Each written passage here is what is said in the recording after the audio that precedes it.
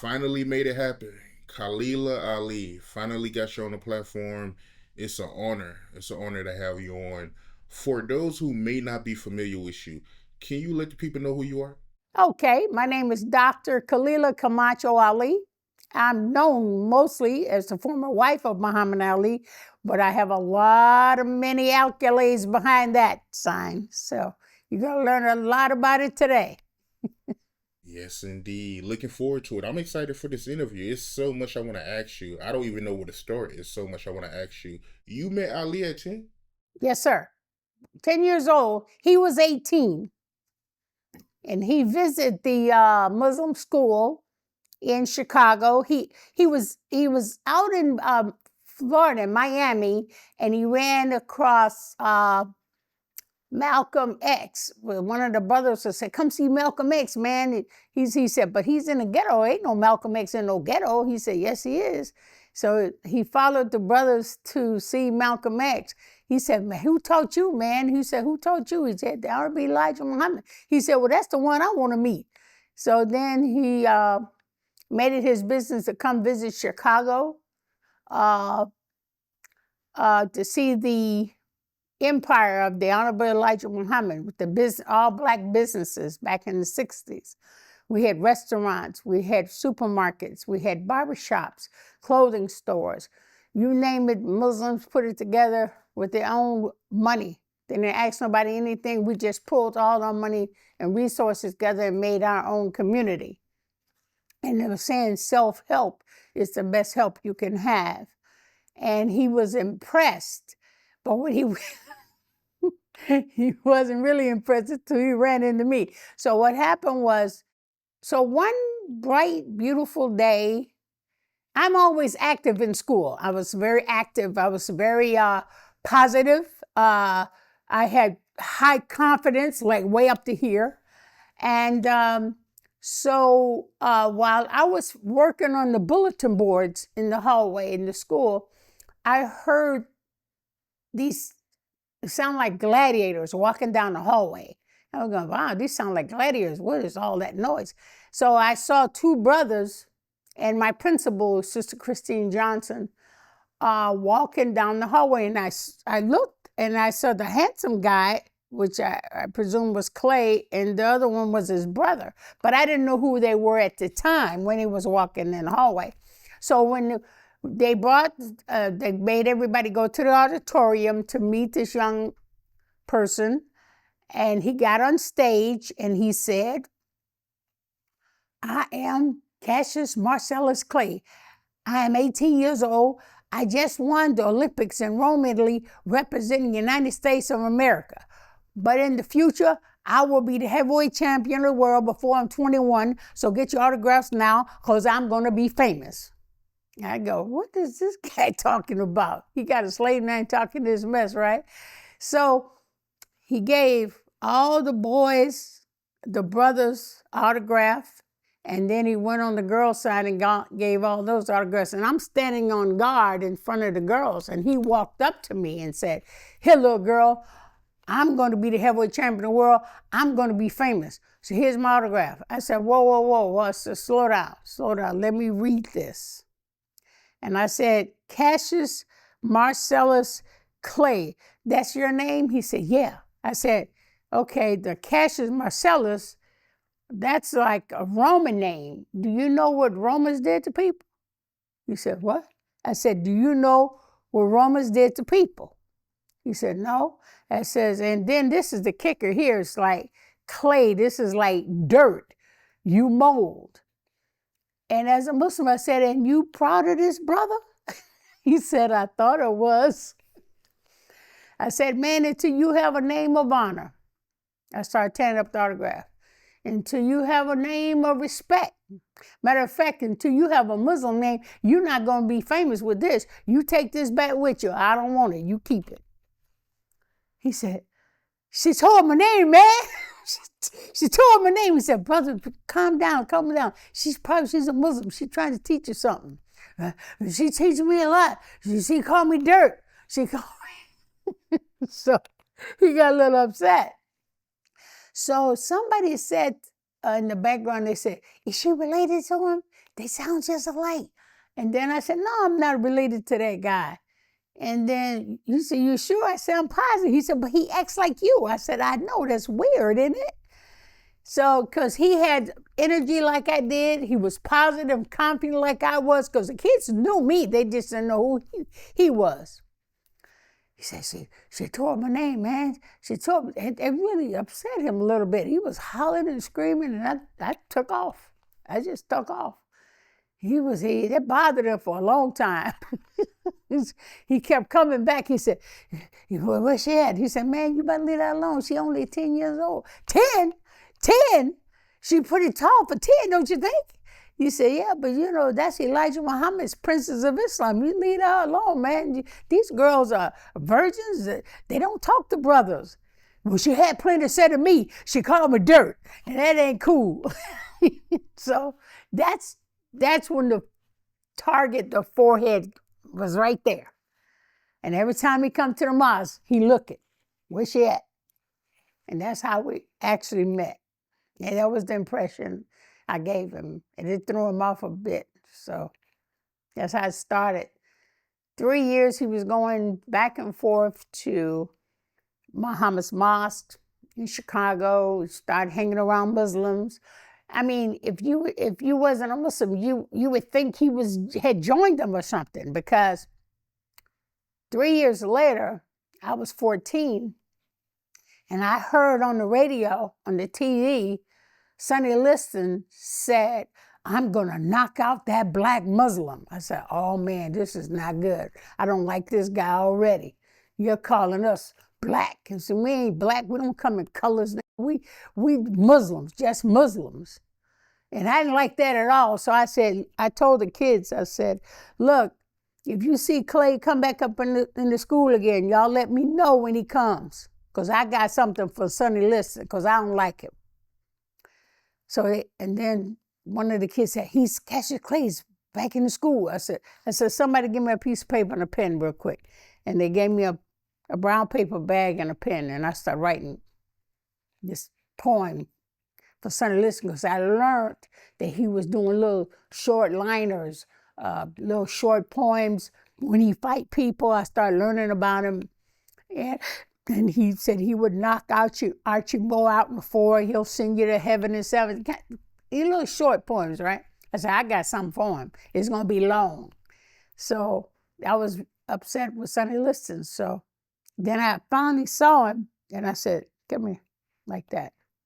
He said, me? You read me? He said, oh, Lord, here we go again. He said, so I said, here, I want you to give this poem to Sonny Liston, because I don't like him. He called us black Muslims. We ain't black Muslims, we just Muslims. We don't call each other no color. We come in all colors. We ain't just black. I said, you give it to him. And I walked away. He said, where you going? I want to talk to you. I said, I'm done. And she said, she's done, man. Leave her alone. Her father, forget about it. He said, okay, bro, okay. So I go home, and my dad, he's a former military guy. I'm like a military brat brought up by my father. And my father don't play. Very serious dude. You know, if he asks you a question, he already know the answer. You don't say the right answer, you're in trouble, right? So I go home, and I just got off the bus. I go home. My daddy said, come here. I said, oh, what did I do? I said, yes, sir. He said, did you or did you not give a fighter a poem on a brown paper bag today? I said, yeah, Dad. How'd you find out so fast? He said, well, he ain't never read it on TV right now. Go there, look at it. I said, what? He's reading it on television? Oh, man, I couldn't believe it. I go, oh, my God, he actually did it? He was standing up there, had the brown paper bag on television like this. I'm going to go to those archives and see if I can get that clip. I'm sure they have it. And there he is, reading my poem. This is the legend of Cassius Clay, the most beautiful fighter in the world today. This Spence fights great. He's got speed and endurance. But if you're trying to sign to fight him, increase your insurance. This kid's got a left. This kid's got a right. Look at the kid carry the fight. Oh, the crowd is getting frantic. There's not enough room. They Ali lowered the boom. That's the upgrade. Who would have thought when they came to the fight, they see a spook satellite? No one would dream when they put down their money to see a total eclipse of the sun. There he is. That was it. She made my point famous, and everyone went back to school and said, "Where's your point on TV?" I said, "Oh man, this is unbelievable." So that's how it started. So, but the Elijah Muhammad, I think he set the whole thing up because, when he was talking to me, he said, Elijah Muhammad said, the brother's gonna call you. He want to tell you about the army. He wanted to fight. He said, he called me, he said, I want to tell her because she gonna think I'm gonna win. So I allowed him to call me on the phone. And I'm thinking, I'm saying, I'm only 14 years old. Why I got to talk to this guy? I mean, but if Elijah Muhammad said, do something, you do it, right? You don't question it. So he called me up. He said, do you think I'm going to win the fight? What do you think? I said, brother, all these Muslims are following you. They respect you. You've been around the Muslims. You eat the bean soup, the bean pie. You're hanging around us a lot. And their prayers are going to be with you. There's no way you're going to lose, brother. Allah's behind you. He said, how you know this and you never been nowhere? You young, you ain't been nowhere. I said, I just know people, man. This is obvious. And then he won, and when he won, oh my goodness, he would say, I know who the real God is. I know the Allah's the greatest, and all this kind of stuff. And it, it started kicking in, right? And then no sooner as he won the fight, the United States of America drafted him. And he was just turning out to be a great fighter. He won the Sonny Liston fight and everything, and he made a little name for himself. So it was nice and all, but then they came to draft him. And now he said, well, Clay, you have to join the army. If you don't join the army, then we're going to have to give you a fine, and you're going to spend 10 years in jail and $10,000 fine. If you don't go to the army, you're going against the army. So he said, what am I going to do? He said, well, I got to talk to my leader first. And he talked to the leader, and he said, and then he said, why don't you ask the little girl right there to throw up your name, see what she says. Just tell her what you told me. And he did. And he knew that I was qualified to tell them exactly about the military, about Muslims being in the military at the time. He said, brother, it says, look, Muslims, we do not support the military. We don't support armed forces, not unless we're defending ourselves. So what we do, we sacrifice and we go to jail. We stand up for our beliefs. I said the Jews do it. Their belief is not to kill, and we're the same. So, do just like the Jews do. You said you wanted to be the heavyweight champion of the world, right? You said you wanted to be famous. Well, this is your ticket right here. I can't tell you what to do, but, you figure it out. You say you want to be famous, this is it. You have to sacrifice, Fight what you believe in. I said, because once you sign your name on that paper, because my father military, you go to the military, you're supposed to bring your soldiers home. You're supposed to fight for your country, bring your soldiers back home safely. That's an order by the military. You have to do what the military says. That's no joke. My father military, you have to be loyal to that. Otherwise, if you sign your name and you don't do what they say, you're in big trouble. So don't do it at all. Because you sign your name, you're a new nigger, a new slave. You're starting all over again. He said, for real? He said, well, you make your choices. Those are your choices. I'm just being honest with you. But we didn't make him do it. He said, you know what? You've been giving me all of this information and telling me this and then telling me that. Just tell me, what would you do if you was me? I said, I want to see if you answer that question. I said, okay, I'll answer. He said, what would you tell the white man then if it was you was me? And he's trying to be smart, thinking it was going to be a tough question. It wasn't a tough question at all. I said, you know what I tell him? I said, hell no, I ain't going to go clean out my cell, take me to jail without bail. Hell no. You said that to the white man? Hell yes. Now, I didn't tell Ali to go out there and say that to these people. He went and did it all by himself.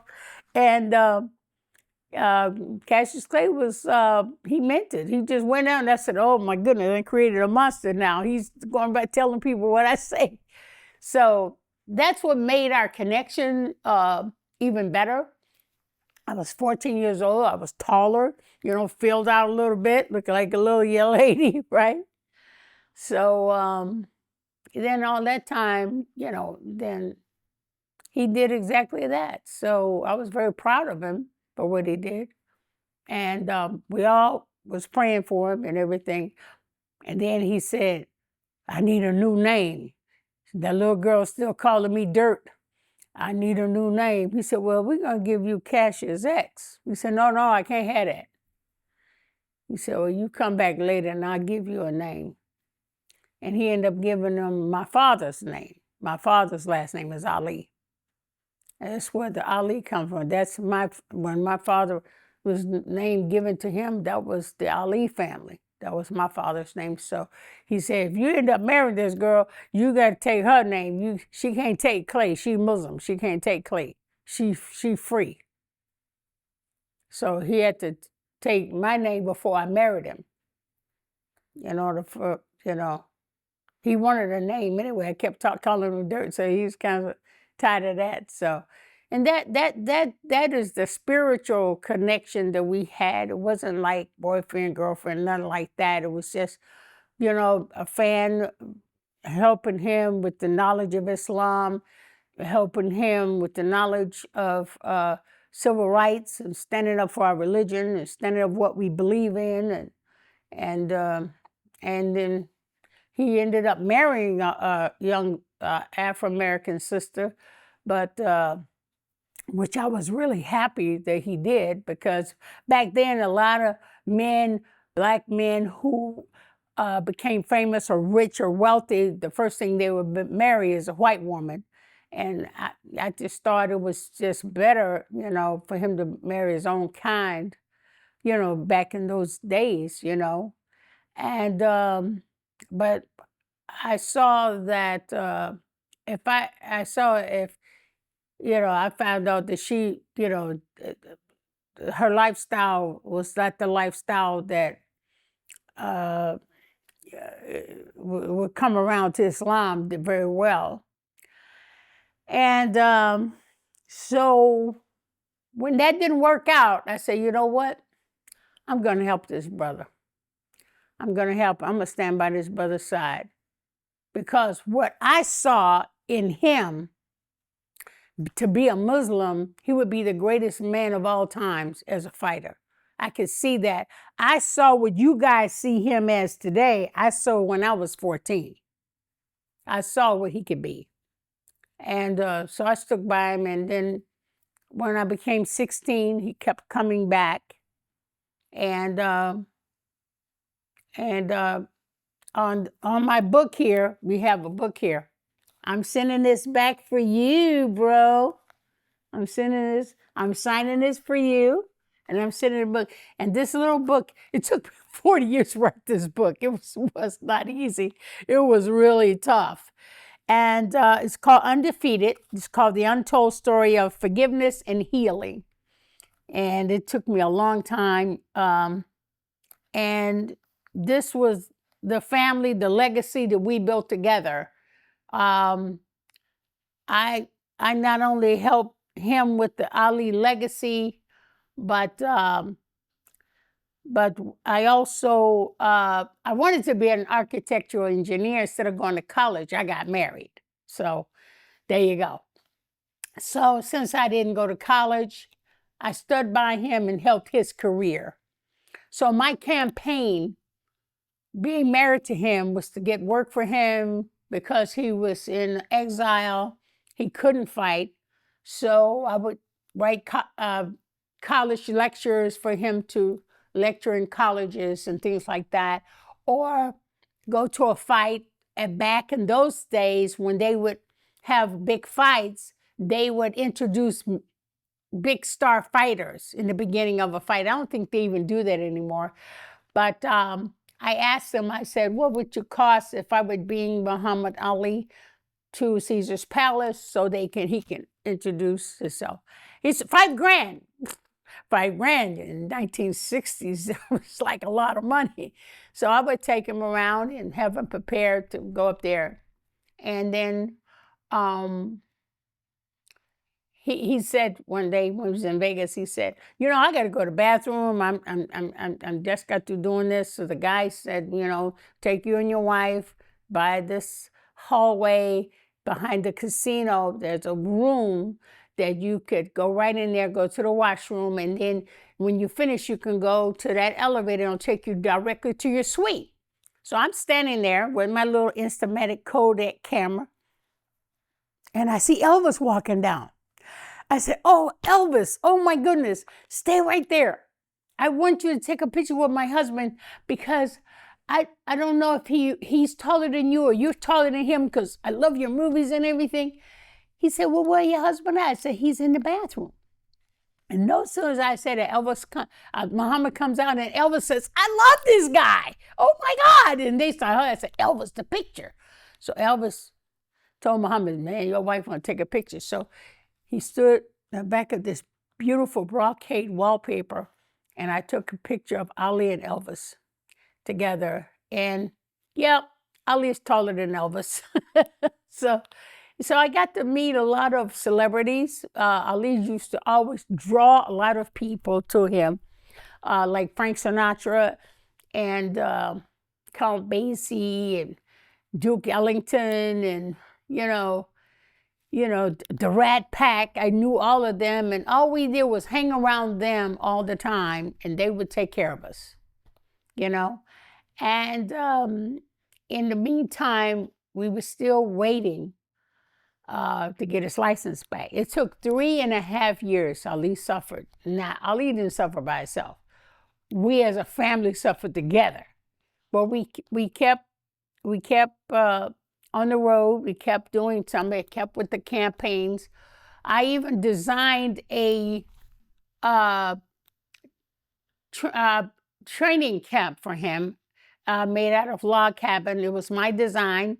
I sat there, and Ali made sure that anything that he could get he would have his friends or people who he knew would get it all together and help build a camp. That's all we had to do was build a camp. So when he did fight again, we would be prepared, and he would save a lot of money having his own training camp instead of staying in hotels. So we finally was in Philadelphia. Somebody in Philadelphia gave us a mansion in Philadelphia. I mean, out of the love of Ali. Now, when Jesse Hill called us in Philadelphia on the phone and said, Muhammad Ali has his license back. He's ready to fight. And we were so happy that he said, you said I was going to get it? You smart. How you know all this and you never been anywhere? He always said it to me. And we were blessed to have his first fight. But at this, of all this working and hard work that we did together, we didn't have these cell phones like Matt has over here. We don't have cell phones. I had phone books and just dial the phone to every celebrity, every news anchor person that have their personal phone numbers. So when Ali would go different places, we would let them be aware. I would let them be aware of where he was and what he was doing. So that was the social media that we had together. It was very hard work. And but we were building a legacy together. We were building a legacy. Now this legacy is passed on to our grandchildren. And I'm very proud of Nico and Joe Ali as fighters. My grandsons are fighting now. I really love that. And, you know, when you are together, what people don't realize is that when you build a family, you're supposed to stick with your family and develop a legacy for your family. Not going off, going over to this woman and going over to that woman and over that woman and, you know, spreading your life thin.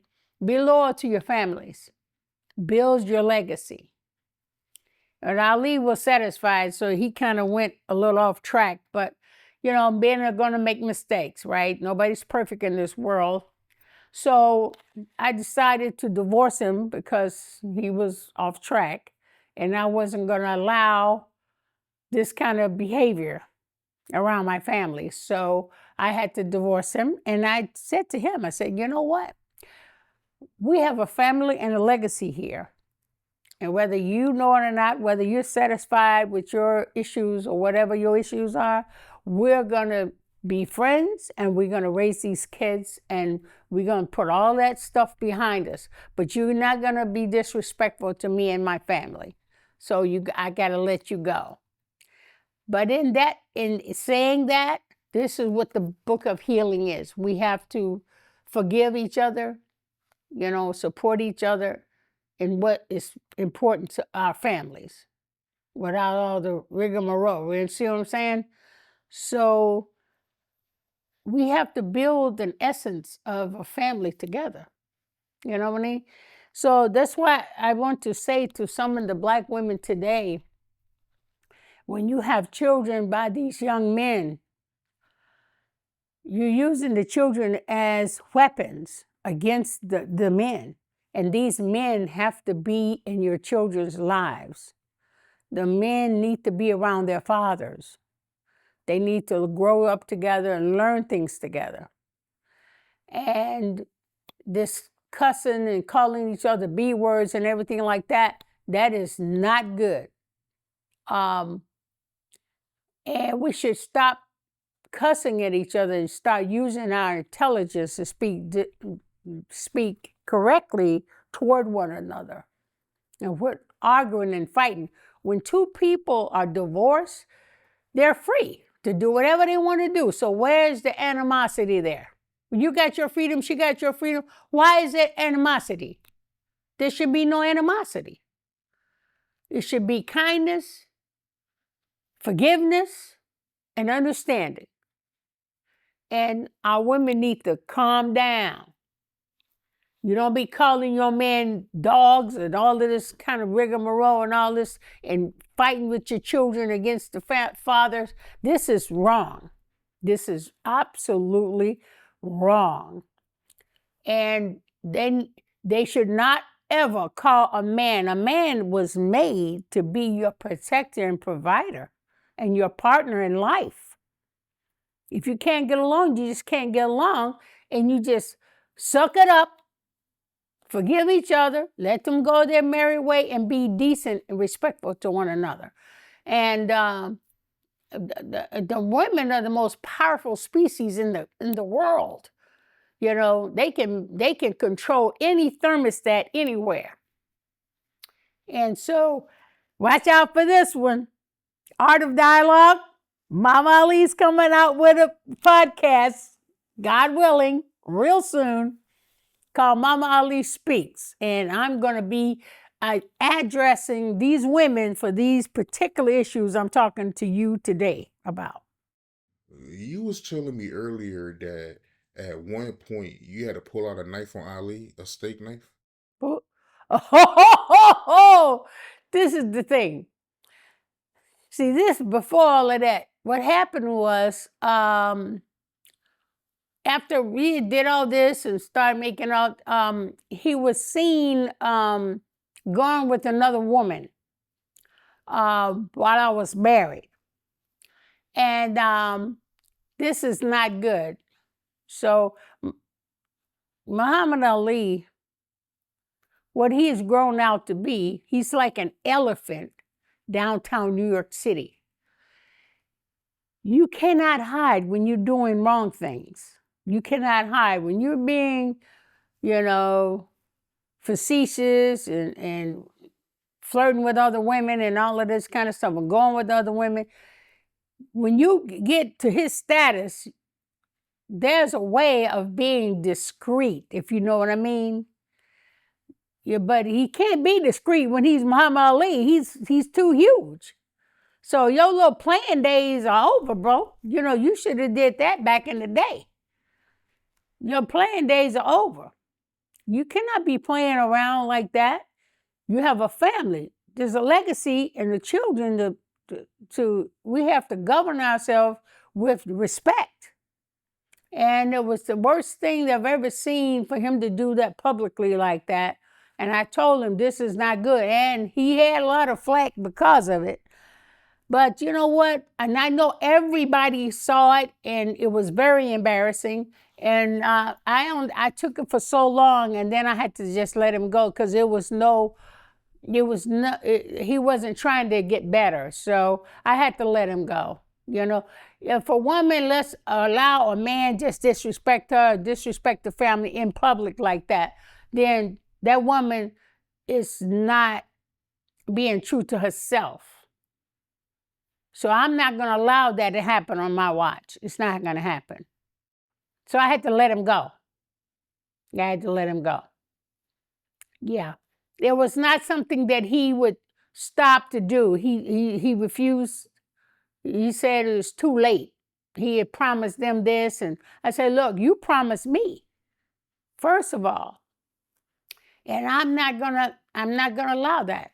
I had to let him go. I refuse to be a Muslim and be straight and be loyal and let him not be loyal. And there are some other things in between that was worse. It was much worse than him going with another woman. It was way worse. But you know what? Our men make mistakes. And I am not going to sit down and tell everybody what he did to me and bring up bad stuff, because that's not what I'm here to do. I'm not here to destroy what we actually built together. But being a leader, we need men to lead people. We need men to lead young men. And for me to be like these ignorant women saying the worst things are the worst about what they man has done to them, would be wrong. To destroy his image. And me destroying the image, it destroyed my image to do that. This wouldn't be ladylike to put our trash in public like that. And I don't think these women should put their trash in public, because it's not right. It's not respectful. What Ali and I built together, a lot of men has gotten something good out of it. You know what I mean? And I'm not here, because I remember telling him when I was leaving him, I said, I'm writing me a book. He said, you gonna write a book? Oh, Lord, we're gonna have to get the first plane out of the country and go to another planet, because I'm dead. I said, no, you're not dead. I'm not here to trash you. I'm here to write this beautiful thing that we built together. You learn on your own. God would take care of you. I don't have to do that. And it's disrespectful to put your business in the street, bro. It's just not something I just will not do.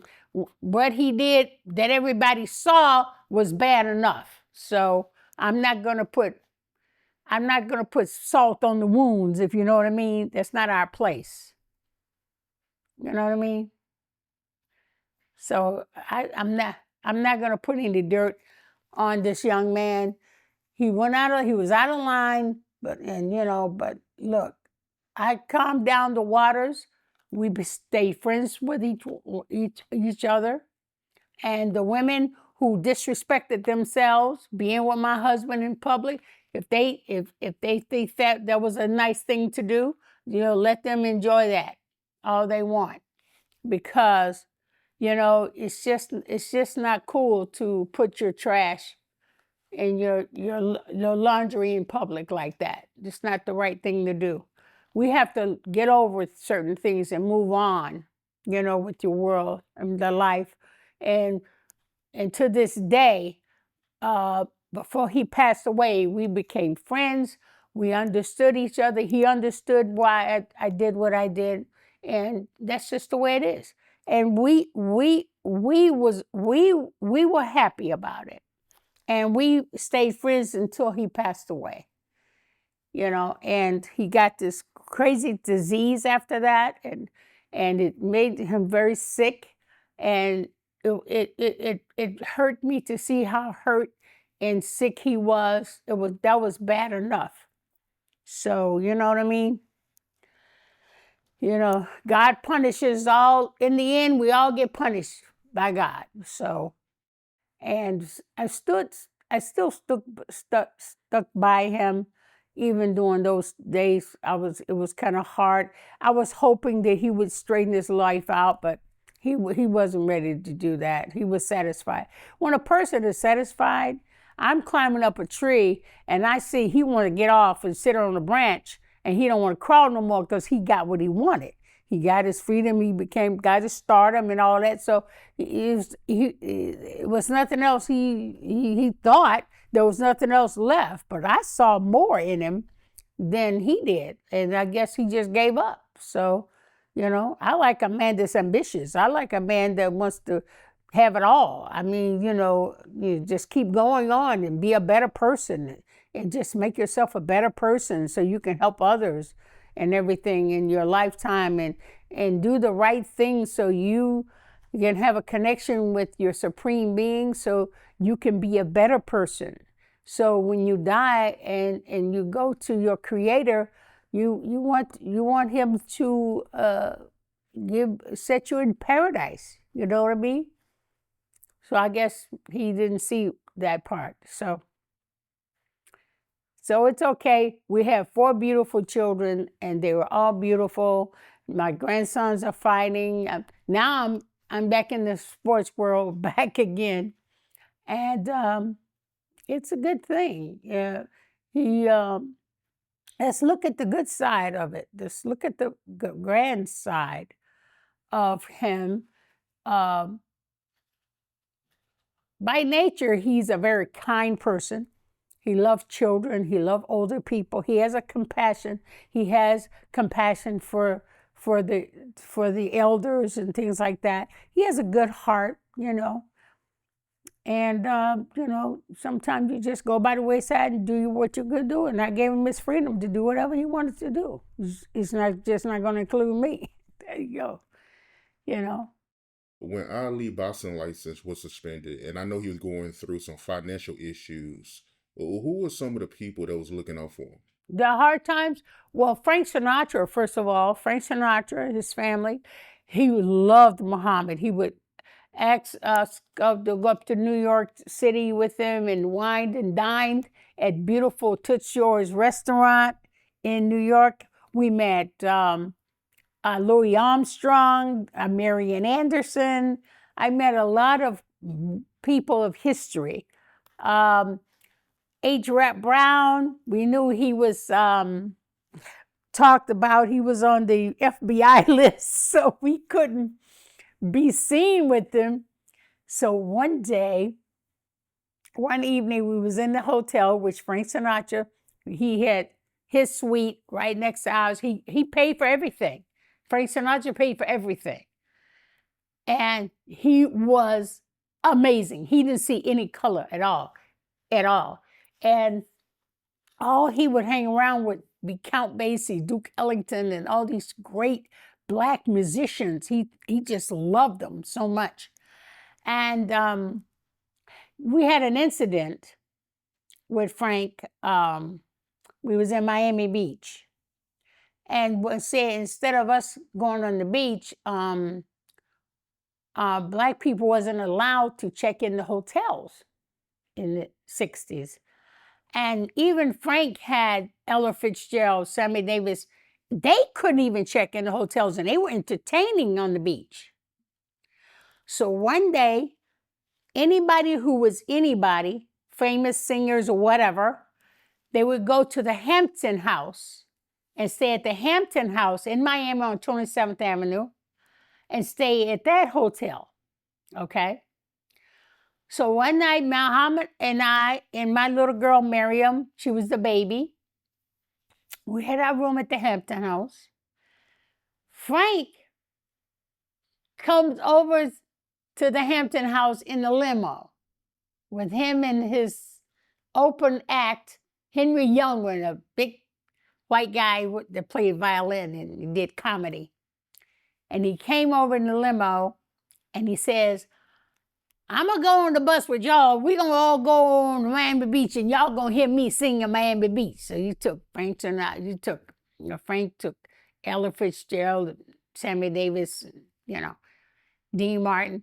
We all got on the bus together and went all the way to the beach. All right? If anybody black was on the beach and they didn't have a working card, they would arrest them and put them in jail.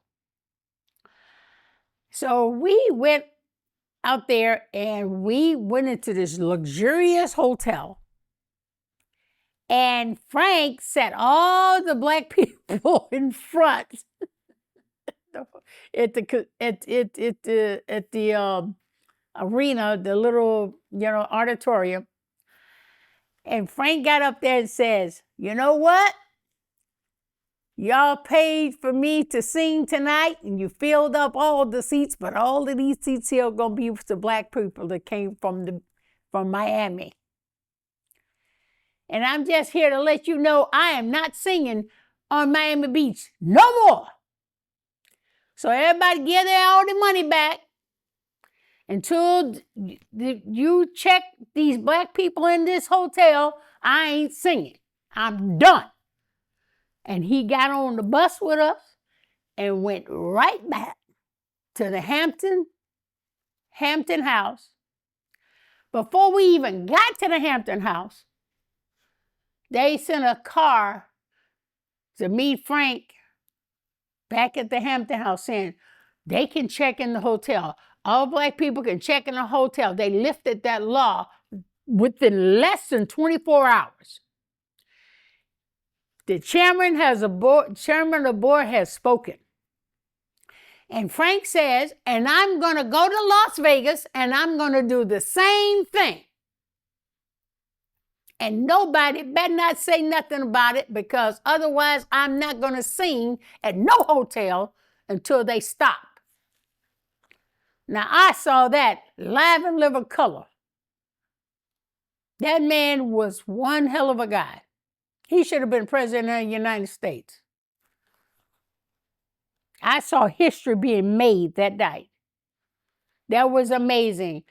I didn't even know that about Frank. I learned that about Frank. And it's just amazing how that man just talked about the talent. And then we was in New York and we was at the Toots Shore Hotel, Toots Shore restaurant, which he mentions this restaurant in his songs quite a bit. And it would hit midnight, so he said, we're going to go to a speakeasy, and I want you to meet a friend of mine. He said, because they didn't have any license for liquor in this speakeasy, so they put the liquor in a coffee cup, right? So Muhammad told me, he said, whatever you do, don't drink out of a coffee cup. There's liquor in it. And then Frank says, ladies and gentlemen, my friend Satchmo. And I said, who's that? And Louis Armstrong comes out, plays the horn, and he was such a wonderful man. He was just, I'm getting the thrill of my life, meeting people I see on TV all the time and never thought I'd ever meet them. I've met so many people, movie actors, Charlton Heston, David Jansen of the Fugitive series for television. I just met so many Black superstars and white superstars in music and television. And I had the time of my life. That was a part of history that blew my mind. Like, we hear about H. Red Brown, right, in New York. And I go, oh, I would love to meet that guy, And when you say things out loud, people are listening. So one day we was in New York, and somebody came to our hotel. And me and Ali sitting at the couch, and the guy came in, and he put a thing over Ali's face, a sack. And then he said, just don't say nothing, just go along with it. And he put a sack over my face. I said, okay, cool. And they walked us out of our hotel room with these sacks over our face in the back part of the hotel, like through a laundry area. I knew where we were going. I could feel where we were going. And we went out the side door into a van. Now, a person would think we're getting kidnapped, but I didn't feel that I was in danger or anything, but at least just go along with it. And I said, okay. So I started paying attention to the sounds where we were going. And we got into outside the hotel. I'm sure it was in the back, in the alley, because I could hear the cars passing by. We wasn't on the street. And we got out the van, and we went into another hotel and went up some stairs and went into a room, and they opened the door. They gave this signal. They opened the door. I didn't know what was going on, but I knew something was happening, right? And we sat down, and they took the sacks off of our face.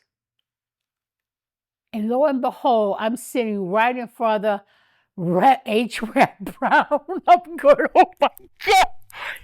If they had found out, we would probably go to jail, because there was a federal offense to deal with the person that's on the FBI list. And I'm going, oh my God, I'm so amazing. And I'm so happy that I hugged him and shook his hand. I said, oh my God, Brother Brown, thank you, Brother Brown, blah, blah, blah. I was in tears to see this dynamic person and I said, and I knew I said it to somebody, and somebody heard that, and it happened. And I was just so excited to meet the guy. It was such a man of history. I know he didn't do a lot of good things and everything, but it was just a man of history. I mean, you can never meet a person like this every day. You don't meet him. Then he was working in the struggle for freedom and all this kind of stuff. So, all I gotta say is that was amazing. It's like something you see in a movie, you know what I mean? And, to see all of that is to know this. Our people has been, hurt and ridiculed, and just our whole lives has been turned upside down. But this is the thing. Being a Muslim growing up in the Nation of Islam, we understand the reasons for the who, what, and the why. And we understand that during these times, we cannot pull up the hate card to hate people for doing what they do.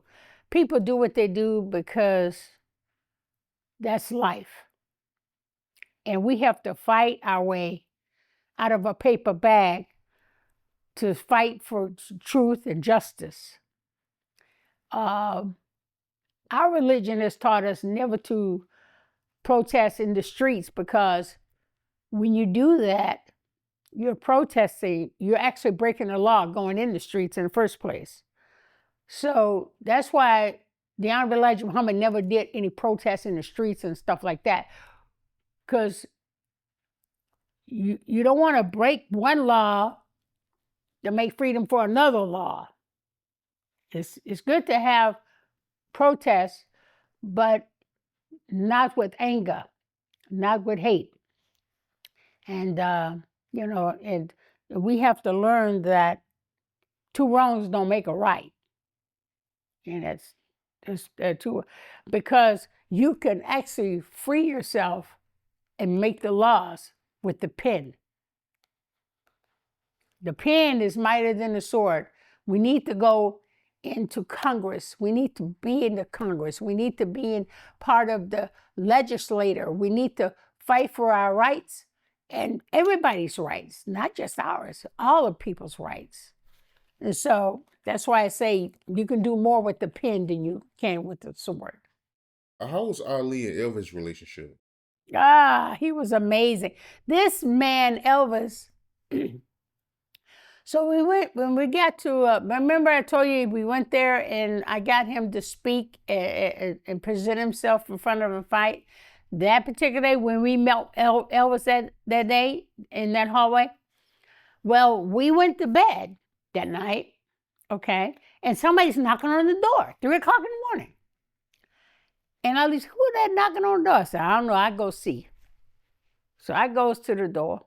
It's Elvis. And Elvis says, would you like to go shopping with me? I said, yeah. Wait a minute. I got to ask my husband. Thought about it. And I went to go, he said, Elvis want to take it. He said, Elvis going shopping in the morning. Where you going to shop at 3 o'clock in the morning at? I said, I don't know, but I want to go. He said, okay, go ahead. So, and I'm going, Elvis, how we going to shop? So we went to this mall in Vegas, and it was closed. And they had this one truck with these lights on. This guy drove up in front of the store in the mall, opened up the store, and just let us in with little carts. He said, just get anything you want. Just throw it in a cart and just roll it over to the van. I said, this is amazing. And we went shopping. I threw some stuff for the kids. I threw some shirts with Muhammad. We just threw stuff in there. It was amazing. It was like about, I'd say 12 other people with us. We was all in a group, right? And you said, just get anything you want. Don't worry about it. And then we got all the stuff. He had 3 long black vans, and we all got back in. Elvis said, I'm going to keep you with me. Okay, you stay with me.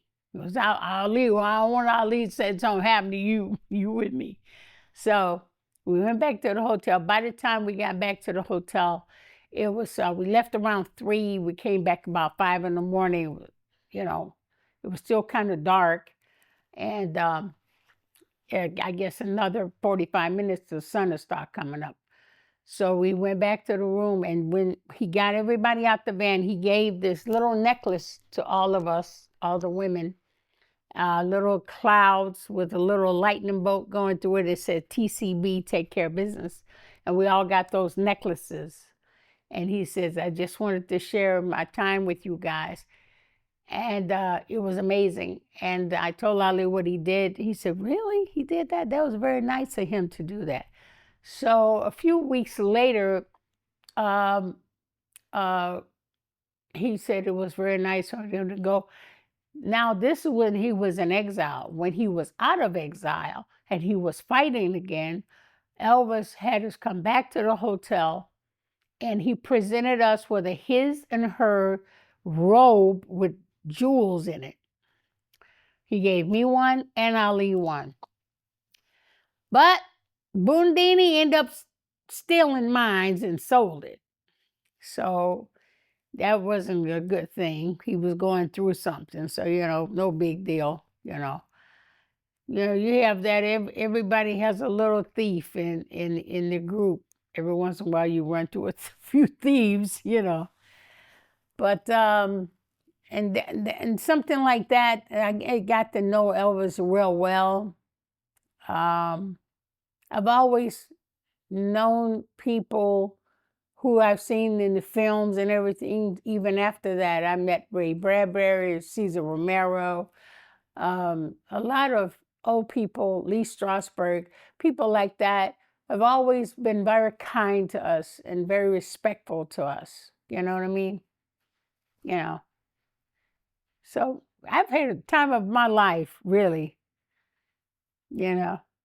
Ali and Joe Frazier. What went wrong between the two? Because I know at one point they was real cool, and I think he even helped Ali out when he lost his license. But what went wrong between the two? Because I know Ali was calling him an Uncle Tom, and he didn't like that. And what happened? Okay, okay. To be on that situation, I'm gonna be honest with you. Joe needed some money one time, and he called Ali up, and we was in Cherry Hill, New Jersey. And he said, "Man, and I need some money now." I've seen Joe supported Ali at once sometimes, and vice versa. They've done it both to each other in different points of time. When Ali wasn't fighting, Joe was very supportive.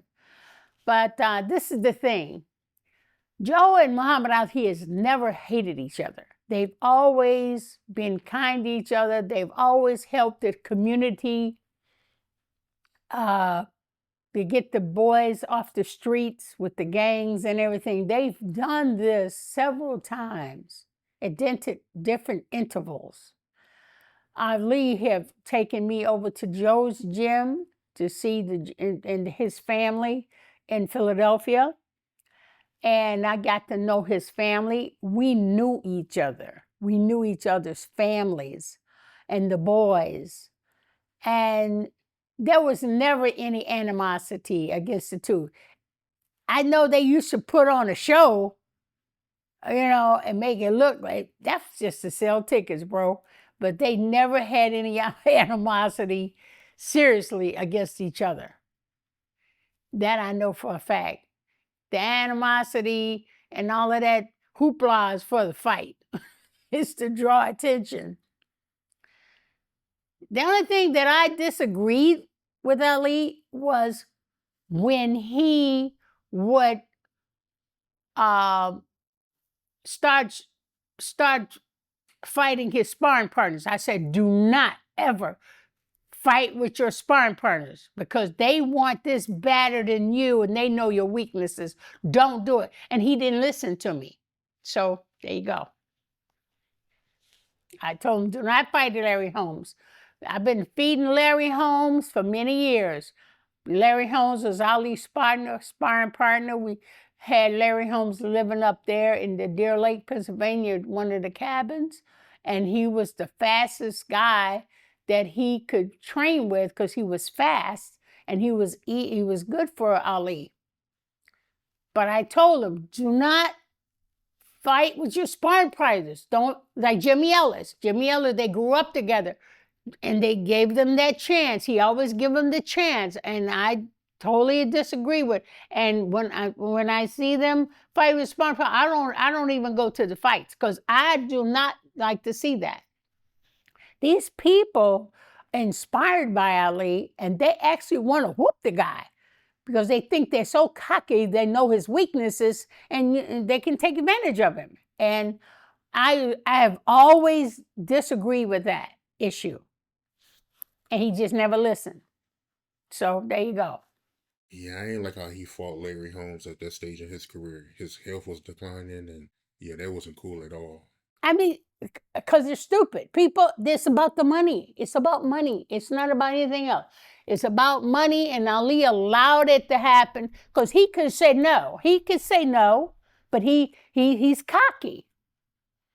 He could actually whoop him, but, when I was in his corner, I supported him in his corner. When he did bad things, he did not train for Joe Frazier. He was screwing around, messing around with all kind of women at that time. And that's what he gets, And when I said, you're going to lose. You're going to lose. I'm not going to support you. Because you know what? I said, look, you're going to have to lose in order for you to win because there's going to be a time, there's going to be a good fight coming up, and you're going to need to learn your lesson. So when it came to Joe Frazier, I didn't support him one bit because I did not see this man train the way he usually trained. He was saying, yeah, man, I can beat him. Yeah, man, yeah. You're trying to convince yourself.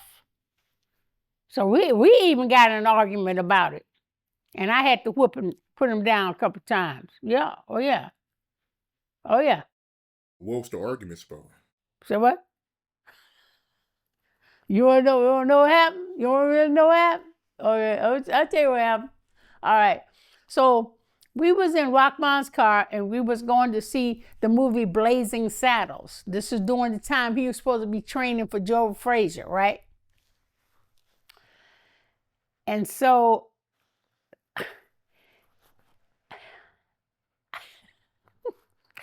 I said, it was so funny. This is why I remind saying it was kind of comical. I liked the Blazing Saddles. I thought it was a slapstick kind of movie, you know. And I liked Cleavon Little and the guy, you know, the Gene Wilder. It was funny. So there's one guy in the car named C.B. Atkins. He was married to Sarah Vaughan. He's a little hanger on a groupie. Yeah, man, you gonna do this? Yeah, man. I said, oh man. I said, you know, and I said it in a low tone. I said, you just trying to convince yourself you gonna win, but you ain't. And Ali swung at me. I was driving the car. He swung in the rain. He swung at me and I moved. I saw it coming and I ducked. And I said, what the hell? And then I just said, pep. And I popped him in his face. And then his eyes swelled up and he started bleeding. I said, oh, Lord. He said, man, I gotta kill her. I gotta kill her. I gotta kill the bee. He said, man, I ain't in it. And I'm driving the car. He said, stop the car. Stop the car. Because I said, if he gonna try to hit me, I'm just gonna pop him. Pop! And I backhanded him while I was driving the car. He said, oh, I gotta kill her. I'm bleeding. I'm bleeding. He said, get out the car. Get out the car. I said, I'm gonna get out the car. I'm gonna get out the car. But when I get out the car, you're gonna drive it up to the camp and you're gonna get out and I'm gonna take the car down to the hotel and I'm gonna get the first plane to Chicago. That's what you gonna do. And I gets out and he gets in the car. And you know what he did? He did exactly what I told him to do. And he driving the car. He drove up there. Larry Holmes come out. Reggie come out to mess hall. What happened to Muhammad, man? What happened to Muhammad? And he looked at everybody. I said, I don't know. He said, Khalilah knows what's happening. Khalilah did that. I know Khalilah did it because she acted like she know what. He said, and then Uncle Ray said, Khalilah did that. I know Khalilah did that. I said, no, I think he ran into a truck or something. I didn't say nothing that he did anything. I said, I don't know what you're talking about. I don't know what happened. I think he hit the wall or something. I don't know. And they said, oh, Khalilah done messed Ali up. So he get out the car and he was all up in the Uncle Ray said, I'll fix your eye, man. Well, who hit you, man? He said, I don't know. And everybody knew it was me, right? So I had to do it because, you know, this is not going to work. He's got to lose. I'm not going to help him. I'm going to call Angelo Dundee. I say, hey, Angelo, give me a $25 ticket. I'm wearing black because he's losing tonight. And I hung up the phone. I predicted it. I knew it. I was right. And all those people that was grinding around him, they weren't there. They were all gone on the other side of the team over there on Joe Frazier's side. So see what you get? Yeah. Yeah. They switched up on him. Yeah, they did. Because people do not like losers. But he had to lose this fight. Because if he hadn't lost that fight, if he got in that ring with George Foreman, he wouldn't have won. That taught him a lesson. And Ali listened to me then. He said, no, I'm a train. So the next time, then we start training for George Foreman. I said, no, listen. I said, you want me to predict what's going to happen? Nobody knew. Everybody thought he would lose to Foreman. Everybody in the camp thought he was going to lose, except me. I said, if you do not win this fight, you know what I'm going to do? I'm going to call Howard Cosell. I'm going to get a mat at Wild World of Sports office and put a mat, and I'm going to whoop him by myself, a woman. I'm going to whoop you right there on the rug. See, I'm not going to get in no ring and fight Muhammad Ali. I ain't crazy. You know, he would knock me out, you know, in the flash, right? But on a mat, on the floor with karate, that guy can't do nothing with me. He's dead. He's gone. Because I ain't going to sit there and sweat with him. I'm going, the first chance I get, I'm going to knock him out. That's it. I ain't going to sweat. And I'm confident in that. But if I lay in the ring, you know, I'm no boxer. I'm a karate expert. I look hit and that's it. I ain't going to sweat. I'm not going to sweat. I sweat when I'm training. I don't sweat when I'm in the ring. I don't do that. But we had to do that for him to learn a lesson. So and I said, then I asked him, I said, you're going to learn these 3 prayers too. You'll learn these 3 prayers. And I want you to know them before we get to Africa. And he learned them prayers. I said, he said, you do that in front of me? You do that to your husband? I said, yes, I will. Honest to Allah, I will. He said, oh, nah. He got serious. He took me very serious, and he trained. And then he was training. He was, come on, wake up. I'm going to train. I want you to drive the car. That man drove and jogged 10 miles this way and 5 miles backwards. That's when I knew he was serious. Then I knew. John Gotti came up to the camp. He said, who do you think is going to win the fight? I said, man, I don't know. Everybody was saying, I don't know, man. I don't know. Ali ain't going to win this fight. Everybody said no. John Gotti come to me, I said, yes, he is. He said, John, they said, everybody's going, John Body's friends going around everybody else. He said, I don't want to talk to none of them fighters. I want to talk to his wife. That's who I know. She knows. And John came and said, who do you think is going to win the fight? So I'm going to be honest with you. He's winning. He said, you sure? I said, I pray he does. But if he's training the way I think he's training, he's going to win that fight. These people here don't believe it, but I believe it. And he believed it. We're going to come home champions. He said, but George Foreman is, I said, yeah, George Foreman can hit hard. George Foreman can knock a mule out. But you got to have something to hit for it to work. And Ali ain't going to stand there and let it get hit. He ain't going to touch him. He going to stay away from him. All that strength don't mean nothing if you ain't got nothing to hit, right? There you go. There you go. That's been his thing ever since he ever learned how to fight. And Sonny Liston can knock a mule out. He might knock a horse out. But you gotta have something to hit to do it.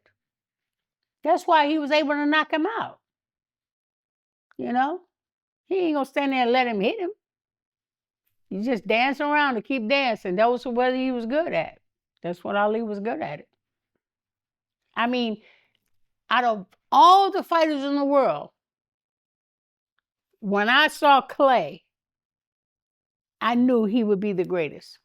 I knew that guy would be he has a technique that, but his only technique is not just fighting, his mouth, word of mouth. He would have half the fight psychologically is won before he even stopped talking.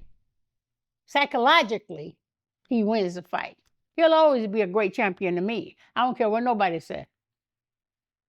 Ali will always be the greatest. Yeah. Because he put his mind to it. That's it. There is nothing else. Yep. Yep. How was it like when he beat Foreman? It was beautiful. I stood up. I sat right next to I forgot the guy's name. But anyway, Mobutu Sese Seko, the president of Zaire, Africa, gave me a cane. He'd always wear a cane, and he'd throw his cane up in victory. And he gave me that cane, and I there. And when he won, I threw the cane up in victory just like Mobutu did. And I was so proud of him. And I thank Allah for him being able to fight him. He learned his prayers. God was with Ali. I felt God was with him totally. And I was so happy because this was the last fight I was going to ever help him with. This was good. I had to put all my little petty Khalilah girlfriends and all that. I had to put that on the back burner and just focus on him winning this fight because I wanted to be there for him. And I knew he would listen to me. And we were a team, for the first time in a long time. And I said, this is going to be the last fight I'll ever help him with. And I knew because I was about to go out because this was more important to me than my selfish person. I couldn't be selfish on this. I had to focus on him so he could be the winner and hero before I left the domain. And I gave it a couple of years, about 3 years more, and just waited. And I thought this would be the time for me to this would be the last time I would be helping him fight. That would be my last. So I was really gung-ho with him. He was wondering why I was still there. I said, I'm leaving you, but there's a time I'm supposed to leave. I'm not going to leave you. You're going to win this fight. This is going to be my fight. And there are little things that I would do that he would use. When Joe Frazier fight, I had a big problem with him with different girlfriends at the time, and especially one girlfriend that he would show off with all the time that he had 2 kids by while I was married. What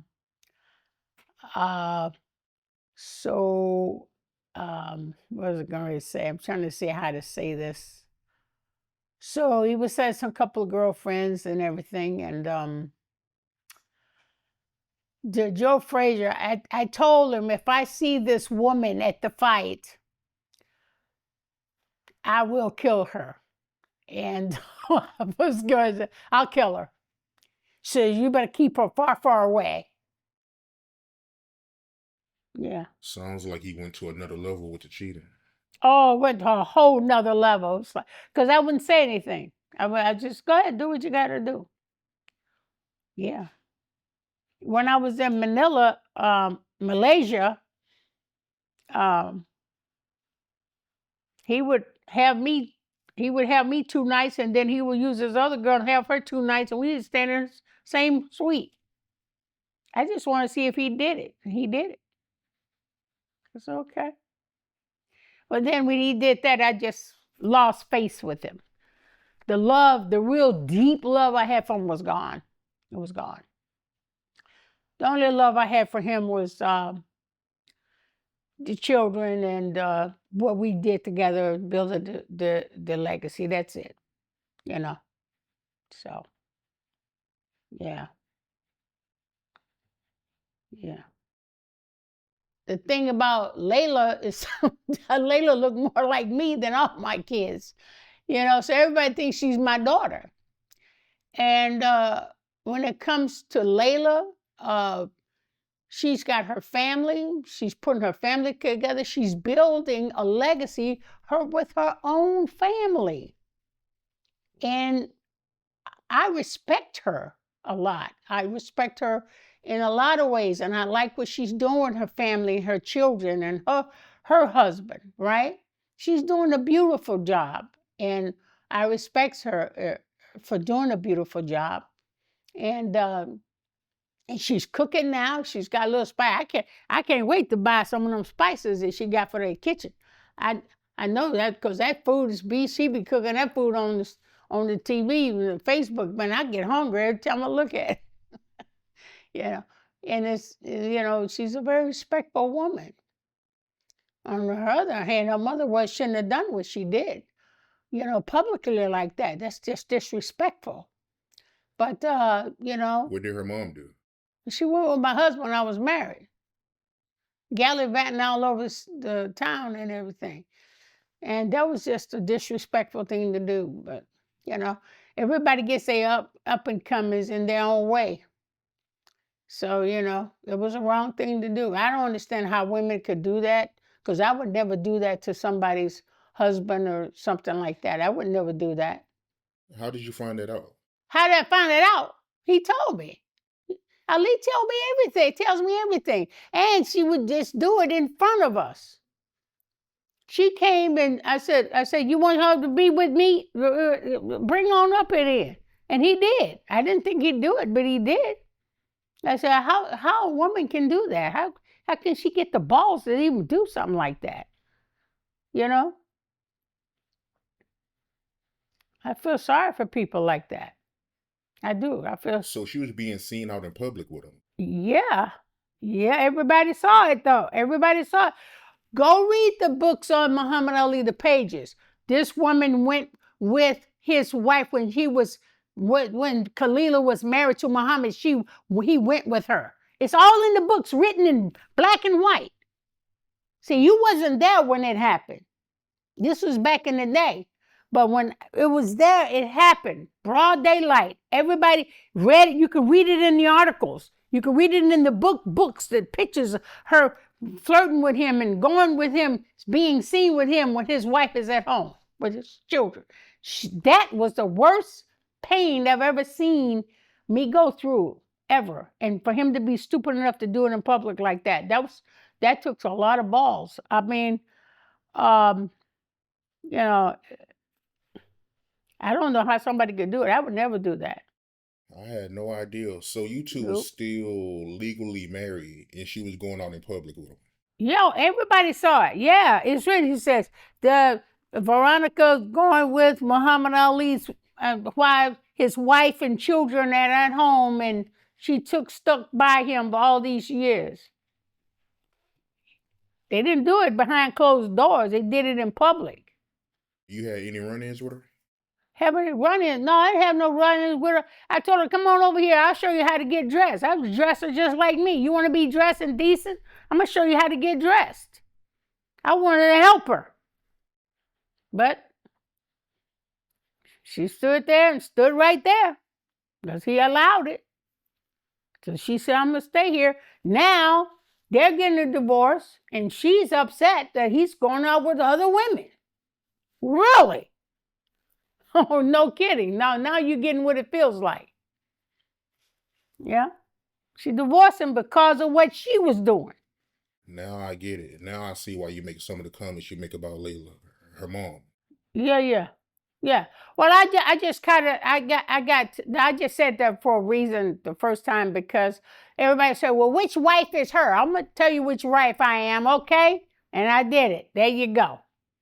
But that was the first time. But I don't mean anything bad about Laila or her mama. It wasn't Laila's fault, Correct me if I'm wrong, but Ali, he told you directly that his biggest weakness was women, right? No, he would tell me everything. He says his biggest weakness is women. I said, well, honey, that's where you're gonna go down to. This is where I get off. You can be free. I ain't your mama. So you can go to anybody you want. But you ain't gonna do it on my watch, honey. It's not happening. Call me a fool. Said, well, you want to leave all this money? I said, you remember who helped you in the beginning? Excuse me? It's not about money anymore. It's about respect. You can keep your money. There you go. Yeah. How did you feel about the Ali movie? The only thing about it is, I've been with this man all my life. The reason why I didn't help be in the movie, they can't do a movie without me. But I didn't want to be a part of it, because if I become a big movie star, I don't want to give him the credit for it. So I just left it alone. I was in pain at the time, and it didn't feel right me to be out there, trying to support him and all of that. I was in too much pain. It was too much hurt. I mean, it was the most painful thing I've ever went through in my entire life. And I realized when you try to make it and try to do your due diligence, but if the other partner is not going to do it with you, there's no room for it to exist. So the more I prayed, the more I saw me not really being with the husband that I loved and I cherished for all those years, and I supported. And I said, well, if he doesn't want to fight for his family like I'm fighting for our family, then there's no place for us. So I had to let it go. I can't think of his name right now, but I know it's a scene in the movie where, Ali trainer, he sells his belt, and Ali, he go finds him and, confronts him about selling his belt, and he finds out he doing drugs. And Oh, Bundini? Yeah, he's the one that stole my coat from Elvis gave me. Yeah, that was the one. Yep. Yeah, he stole the one that Elvis gave me. Sold it for drugs. Yeah, well, he stole it. That's all I can say. You're supposed to bring it to the house. The coat never showed up. So there you go. It's no big deal. People do what they do. But his name is Bundini, but the only thing I can say about Bundini is that he was a good soul. He kept Ali alert. He was loyal. If he might have been a thief, but he was a loyal person. He was in our corner. When Ali needed him in the corner, he was there. So, nobody's perfect. I never got into to find out what it was. I'm sure it was heroin or what, but I assumed that. I don't really know that, so I'm not going to say that. But he did more things for Ali in his corner than I've seen anybody else do. I don't care what drugs he was on. He was loyal to Ali when he was there. And I wouldn't have had anybody else to be near Ali. When Ali was down and out, he would put a picture of Elijah Muhammad and say, look, you're fighting for this man here. Do not mess it up. And he would give him encouraging words, and that's the truth. That's the truth. Yeah. how do you personally feel about Don King? You know what? Don King's about making money, okay? All trainers, they fall into this trap. They steal money from the fighters. They do it all the time because they're in that position to do that. But you have some trainers that will not do that it's just who that person is. But I can't say too much bad about Don King. That's what fighters do. But this is the thing. When I learned about Don King, I'm the only friend he ever had because I seen this man was a dope dealer, pimp, player, drug dealer. He did it all. He set foot on that camp and learned how to be a promoter and took all that nasty stuff that he did and that wild life that he lived in, turned his life around. You hear me? And I have to give that man credit for pulling himself out of that wild world. And that kind of life was a bad life. But he learned to do it legally. He could be crook legally, but he got out of the madness. He got out of the pimping. He got out of the drug dealing. He got out of all of that. I have to take my hat off for a man who will stand up. I mean, he might not be a perfect person, but he got out of the bad life and turned his whole life around. And I have to take that off. I've always respected Don King for that. And he is my friend today. And when I came down here and I moved to Deerfield Beach, I didn't know I was moving right into Don King territory. I had no clue, but I was glad because I respected the way he built his empire. Nobody's perfect, but you know. And then like Angelo Dundee trained Cassius Clay. Any trainer could have took Cassius Clay and do it like other fighters, turn him into a beluga and just make money off him, and then he destroys his career. But Muhammad was smart enough and was blessed enough to be able to get a man who looked out for his career. And that's what a lot of these young fighters have to pray on. You got to pray to God to give you a good person that don't turn you into a beluga and just get beat up and get your whole life destroyed, because they can destroy your world.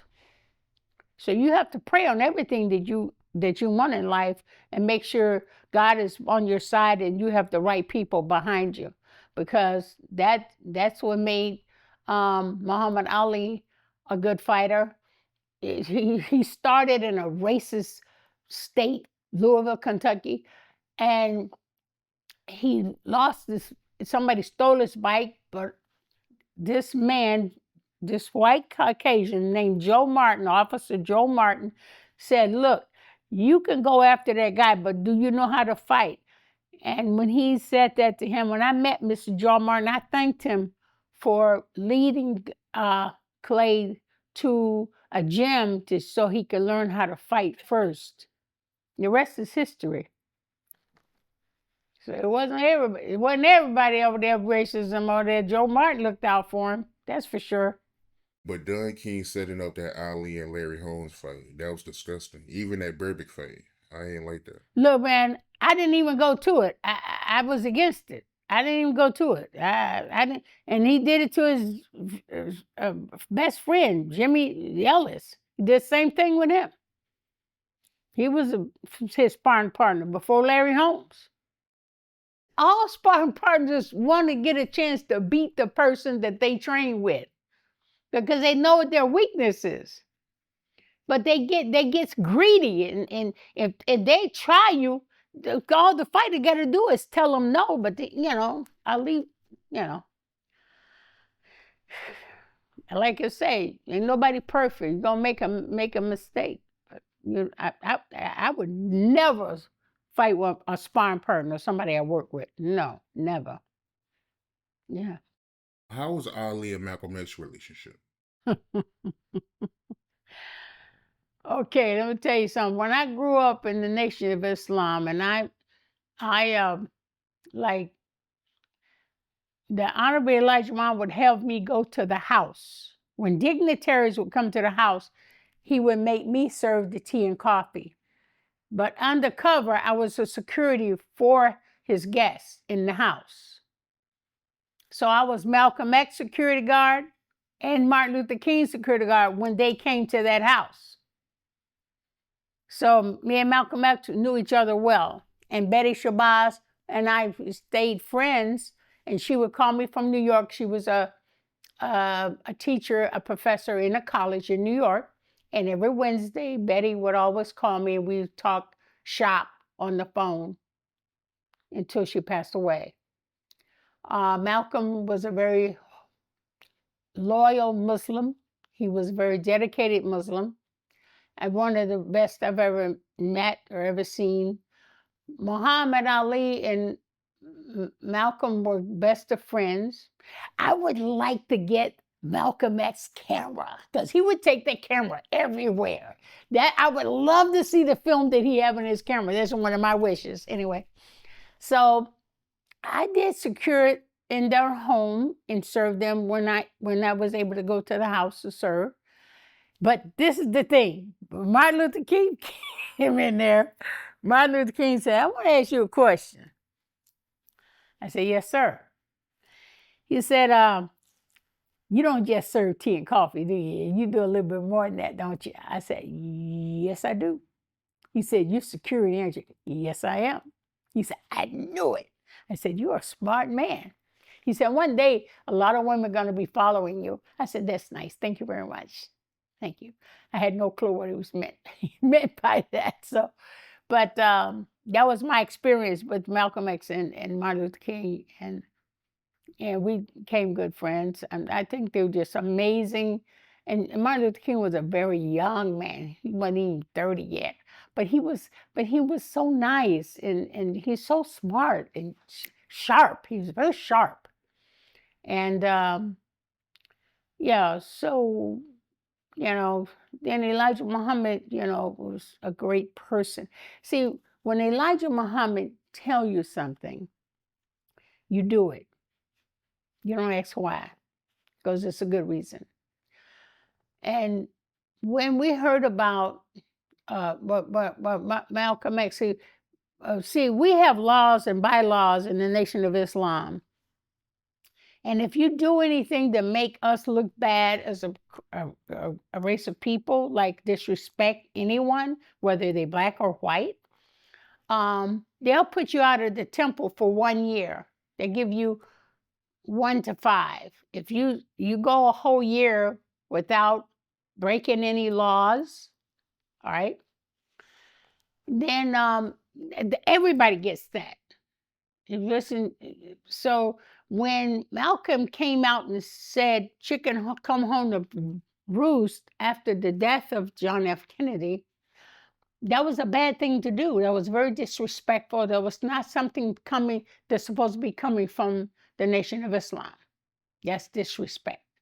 Because a lot of black people loved John F. Kennedy, and he gave them a lot of rights and freedoms that respectfully he gave them to what he could.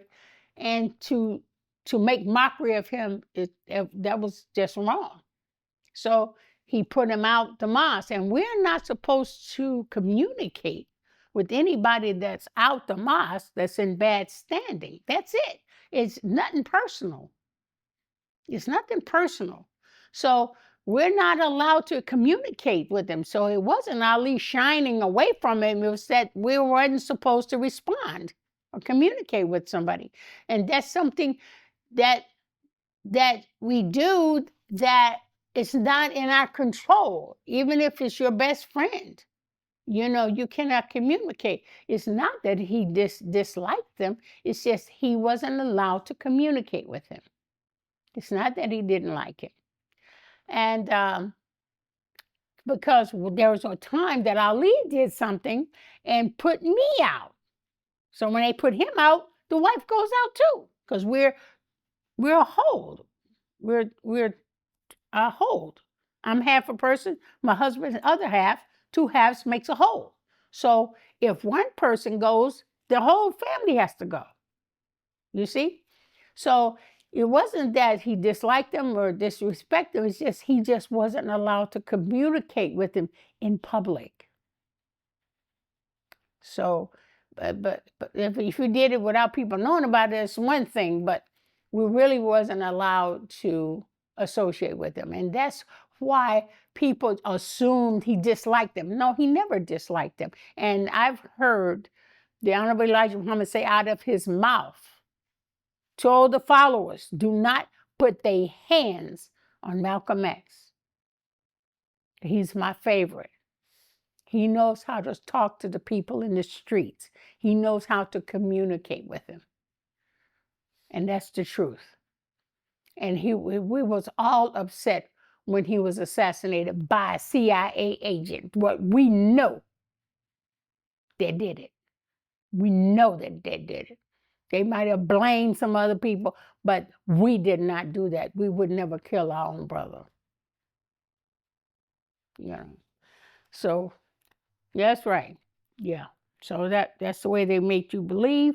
We was warned that was going to be said, and that's what the people do. If they want to hold you against each other, they'll put you against each other. Divide and conquer, they will always do that to our people.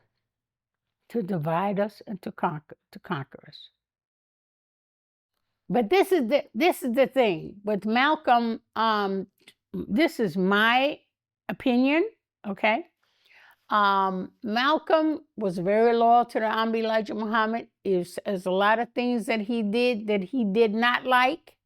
And it wasn't just the Honorable Elijah Muhammad wasn't against Malcolm. It's just that time he just didn't wait for the 1.5 years. And he would say, you know what? I trust my brothers and I will make a speech and I'm not going to search it. Everybody knows that the Honorable Elijah Muhammad searches people before you go into the mosque, because you're not going to like what we say sometimes. So we're not going to let you have no weapon on you in case you don't like what you want to hear. So we're precautious. I was one of the people that searched people coming into the mosque. I searched people when they was coming into the Coliseum when we had Savior's Day. You know, we don't let anybody, not even come in this, in our building of worship with not even a fingernail file. You understand me? And if somebody come in there with a gun, I'm the only one that's authorized to disarm the gun and unload the gun, because I'm good in weaponry. I'm the only one allowed to carry a gun because I have a license. So when somebody goes to the mosque, they're going to get searched. Malcolm, he said, hey, I trust my brother. I ain't going to search him. That was a big mistake.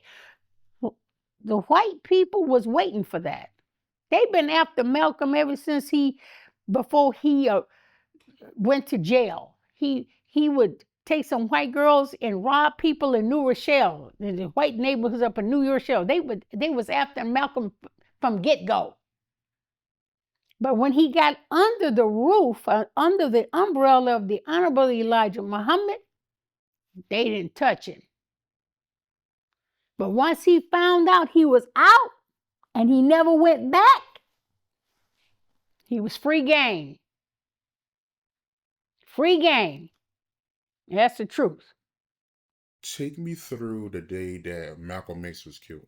We were look, man, every Muslim in the nation was hurt by that. He was brokenhearted. He just couldn't be patient enough to wait to come back. He was going through too much. And then, you know, you had a lot of people who was in the nation that didn't like him. They thought he was trying to overthrow the nation of Elijah Muhammad. They had those frugal people, right? You know what I'm saying? Yeah. So it's just, they just didn't give him time to come back and do the right thing. And by him not being under that umbrella, they gave CIA, they gave them carte blanche. He was out there. He was out there to get killed. Period.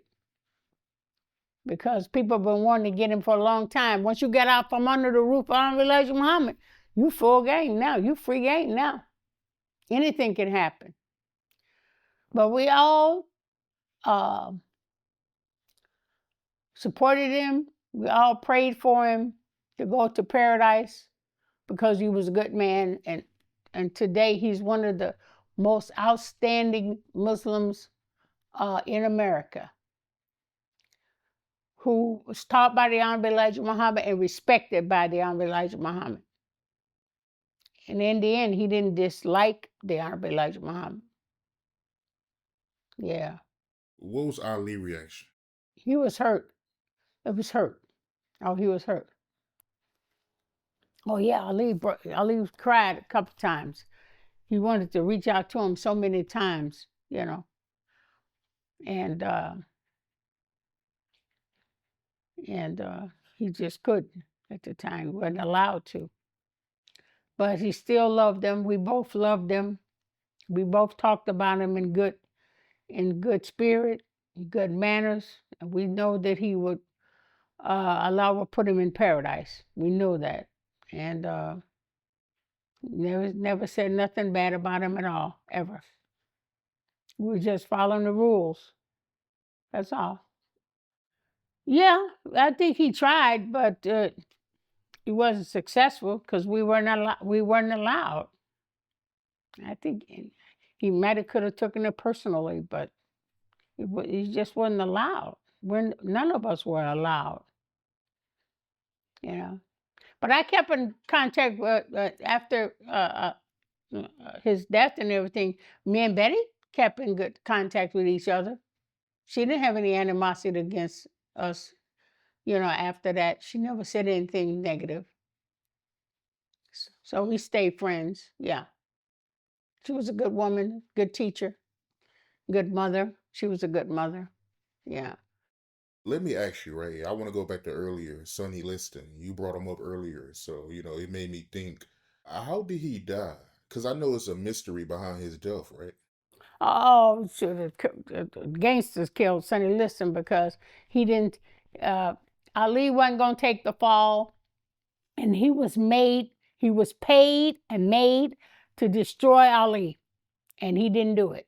He couldn't do it. He tried, but he couldn't. But and then all of a sudden they found him ejected. He had got off of heroin. He wasn't even on heroin anymore. And because he didn't fulfill what those gangsters told him to fulfill, they took him out. That's the way it goes in the gangster world. You tell somebody that, and then they tried their best to get him to win. They set up and put liniment in his gloves where it would get in Ali's eyes. It almost blind him, and that didn't work. Like I said, when God's with you, man, nothing you can do to stop you. And Sonny Liston he couldn't fulfill what the gangsters had him to fulfill. That's the blessing of Ali being in the Nation of Islam under the leadership of Elijah Muhammad. That protected him from these gangsters because they didn't have control of Ali. And that saved him. Because these gangsters, man, they're cruel when it comes to that money. You got gangsters running your life. You're on a short stick. You're on a short stick. It was a blessing that Ali was in the Islamic world because it was clean. You didn't, it wasn't scandal stuff. Ali was clean. He fought clean. He was a good person overall. 75% of the time, he was a good boy. He was a good person. I didn't know that. I had no idea that his murder was connected to Ali. Oh yeah, it was gangster style. Oh yeah, it was definitely gangster style. Cause Sonny Liston he had cleaned himself up. He had started fighting. No nonsense. And they cleaned him up. When they cleaned him up, they cleaned him up for their reason. But when he got clean, he was clean. But he couldn't accomplish what they wanted him to do. All of a sudden, he's just gonna shoot heroin just like that. That's a setup. Yeah. So he promised the mob that he'll beat Ali. Well, he was told to beat him because they were betting. They put the money on Sonny Liston, and they lost that money because he couldn't fulfill what they wanted him to do. If somebody is going to ask you to go fight somebody, and you just can't fight them, you just can't fight them. That's just it. That's just it. Ali ain't gonna stand there, and he figured, if this guy can hit him, he's gone. But Ali's not that kind of a guy. Ali ain't gonna let you hit him. All that strong and all that strength and everything. It's like George Foreman, same way. He got to hit you to hurt you. And Ali danced right around, just like George Foreman. Ali antagonized him. He said, "Man, is that all you got, Floyd? George Foreman, that's all you got, man?" He said, "This man was something else. He just took it." George Foreman tell you, he said, "I tried." He said, "That man just took it. There's nothing you can do about it." After Ali's third fight with Frazier, how was his condition? Because I know he took a lot of punishment in that fight. Well, he was going to a fight with me first. It was a fight with me first, and that was just the bad stuff. I I ran it.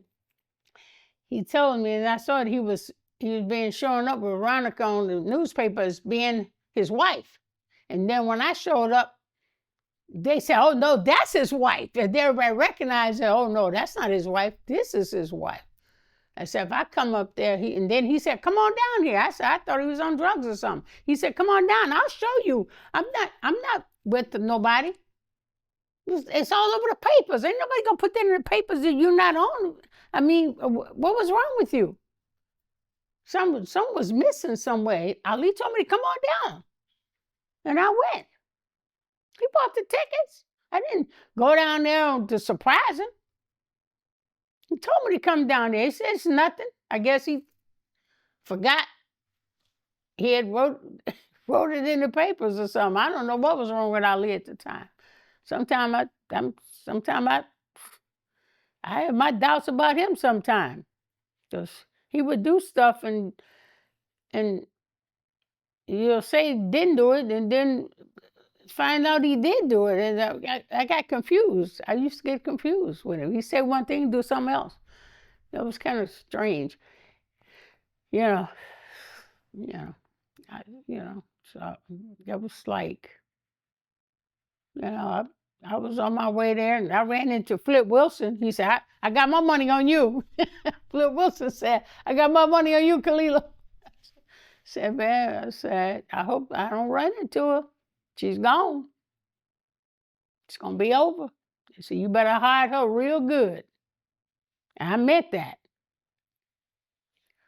I'm a karate master. I see what it is. I see what it is. So you really know karate? You didn't see me on the cover with Jim Kelly, me whooping Jim Kelly? Oh, I'm on the cover of Ebony magazine fighting Jim Kelly. Are you kidding me? But you know what? But this is the thing. Back when I was fighting,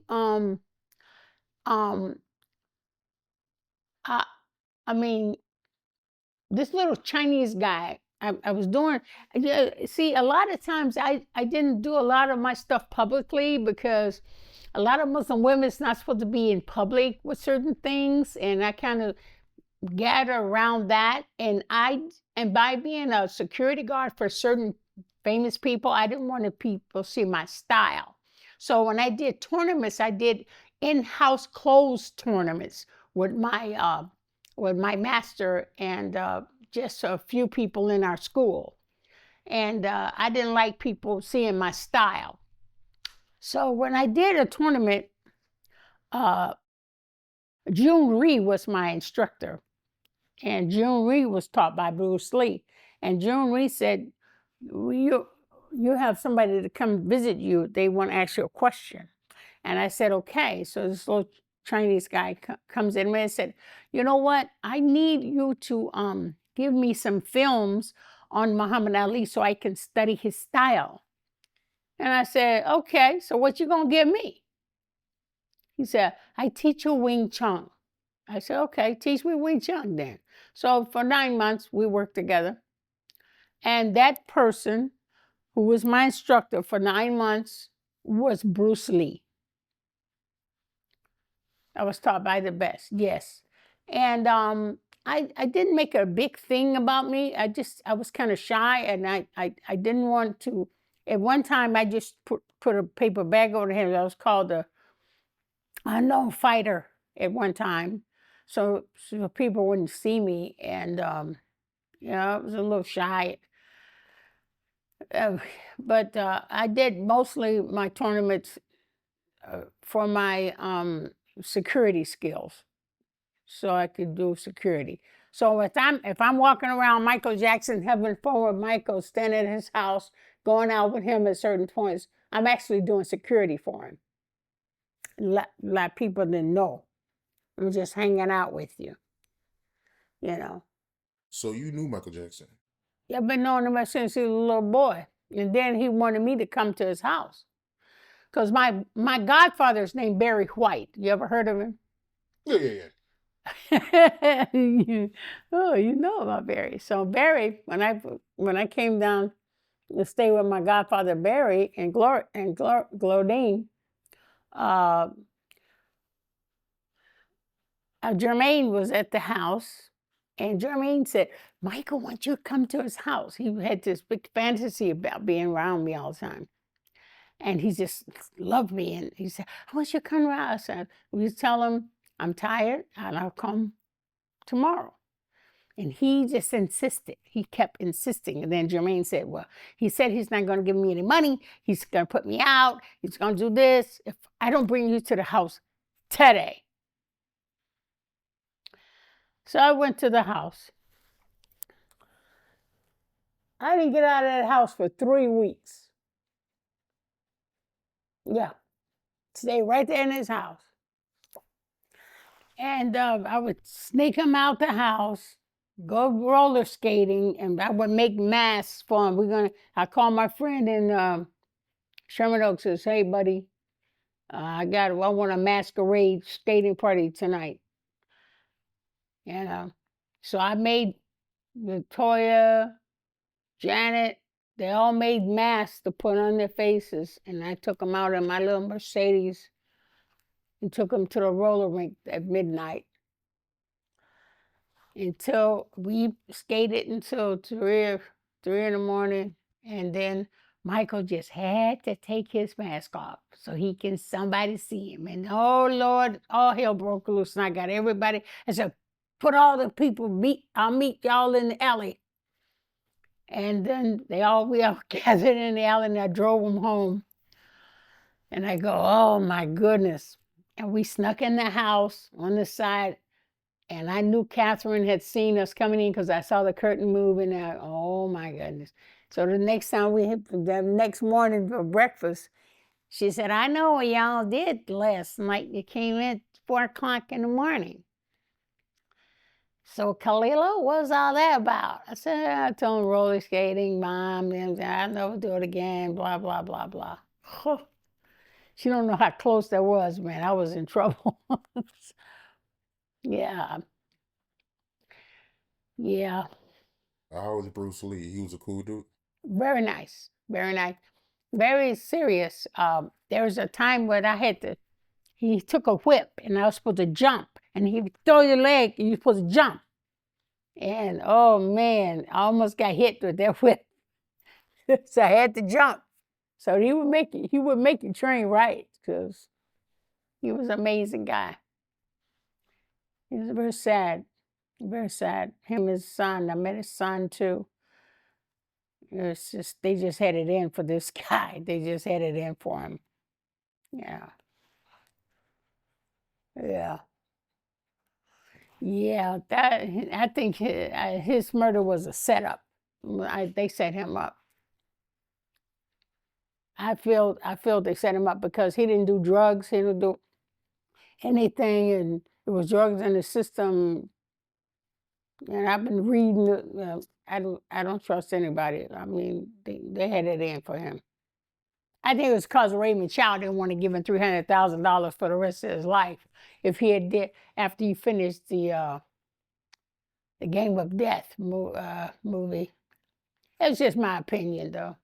You know, but I knew it was somebody set him up. I know that because he's very particular about what he eats and what he intakes. And he used to study gymnastics. He used to jump over people's heads. That's why he was so good at what he did. So Jim Kelly now made the cover of M&A magazine as karate experts. And see, Jim just thought I was just a celebrity, took a little karate, wanted to be, in the papers. I took this very seriously. I've been taking karate since I was 5. Got very serious when I was 8. I became a second-degree black belt when I was 10. I took that very serious. I turned out to be a 9th-degree black belt. And I got a belt just by whooping Jim Kelly that one day. So this is not no publicity stunt, Jim. This is real. I guess he found out the hard way. Yeah, I had no idea that he was cheating to that extent. But I mean, he was young, so you got to give him some grace. But I can only imagine. I know that had to be difficult to deal with, all the women coming on to him. So. But I do want to ask you, you being Ali wife, did you deal with that? Any men trying to come on to you because you was Ali wife? I think I think, you know what? I think they respected me very highly, and they still do. I haven't had anybody that was cross or anything like that. But there was this one time somebody at the camp came up behind me and put their hand on me like that. And I grabbed that guy and knocked his teeth out, his tooth out, both of them, and kept beating him like that, right there on the camp. And they came out to see what was happening. And he sat there and said, Muhammad told me to do this. He gave me $500 to do that, and he made me do it. I didn't want to do it, but he made me do it. I thought it was a joke. He spilled his whole beans out and told me Ali gave him money to do that to me, to see what I would do. And I told him, if you go to police, I'll kill him. You better not mention it no more. Yeah, but other than that, that's Ali set that up, and he got hurt. That boy got hurt, beat up real bad. That was, you don't come to somebody's home and do stuff like that. Just like Ali should never bring nothing in my home like that. If I'm gonna cheat on you, I ain't gonna do it in front of you like you do. If I'm gonna cheat on you, I'll go outside. You'll never find out about it. But I ain't gonna do it in my own home. So you don't never tell no man to put their hands on me ever again. I was mad because he did that. You know what? I've been blessed that nobody has ever came up to me and did anything like that. I think they've always seen me in my long dresses. They've always seen me conduct myself in an intelligent and Muslim manner. And that's probably why, because I always, played my role the way I'm supposed to play it. And that's probably why nobody's never got out of line with me. They've always respected me because I've always respected myself. I know one guy did something like that. Yes, you're absolutely right. I do remember there was one guy, and I thought he was such a nice person. I wanted to cook some dinner for him, and because I admired him so much and everything. And then he disrobed himself. I said, "Oh, what are you doing? That is not what you're not in my house to do that." And that upset me so much. I said, "What? Why are these people like that?" You know who that guy was? I'm gonna be honest with you. Bernie Casey. I respected him so much, and I was calling myself, giving him dinner, and he did that. I said, "Oh, no. No. That's what I'm not here for." I guess he thought all women that's what they do. And I said, "Oh, no, brother, you got it wrong." I said, "You can get the hell out now. Just leave. And don't you ever say this to nobody." And Richard Pryor tried to pull that on me once. I said, "Look, I don't care what you say. I'm here to be your friend. And I don't want you to get in no comedy act and start mentioning my name. I will knock your head off. I bet not ever catch you. And I know you comedians love to talk." He said, "Yeah, well, she won't let me touch her. She won't let me smell it. She won't let me do it." But he never mentioned my name, and he said all that to me. He didn't mention it. I meant business. If you don't respect yourself, ain't nobody else gonna respect you. You see what I'm saying? Yeah, I told him off. He tried to do that while you was with Ali? Oh, no, I wasn't with Ali then. I was single. No, these people did this when I was single. They never did it when I was married. I told him, I said, "No, I'm divorcing Ali. He's with his girlfriend, Veronica." I told him.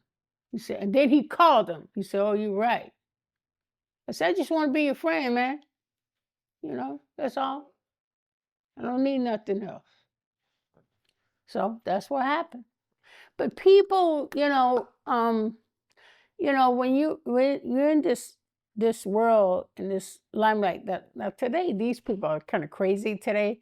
They're a little eccentric, and they just think they can say anything to you and anything. I put you in their place. I put you in your place right away. In a kind way. I do it in a kind way, not in a raunchy way. I don't be cussing and all of that rigmarole. But, people have to understand that to be respected, you have to show respect. And if they don't show respect, you got to teach them. Go down that road. That's still foul for him to try to, talk to you, and he's friends with Ali. Yeah, that was raunchy, wasn't it? Don't you think? That was kind of, yeah. Yeah. Yeah, it's out of pocket. You should never do that to anybody. You're supposed to always respect the family, and yeah.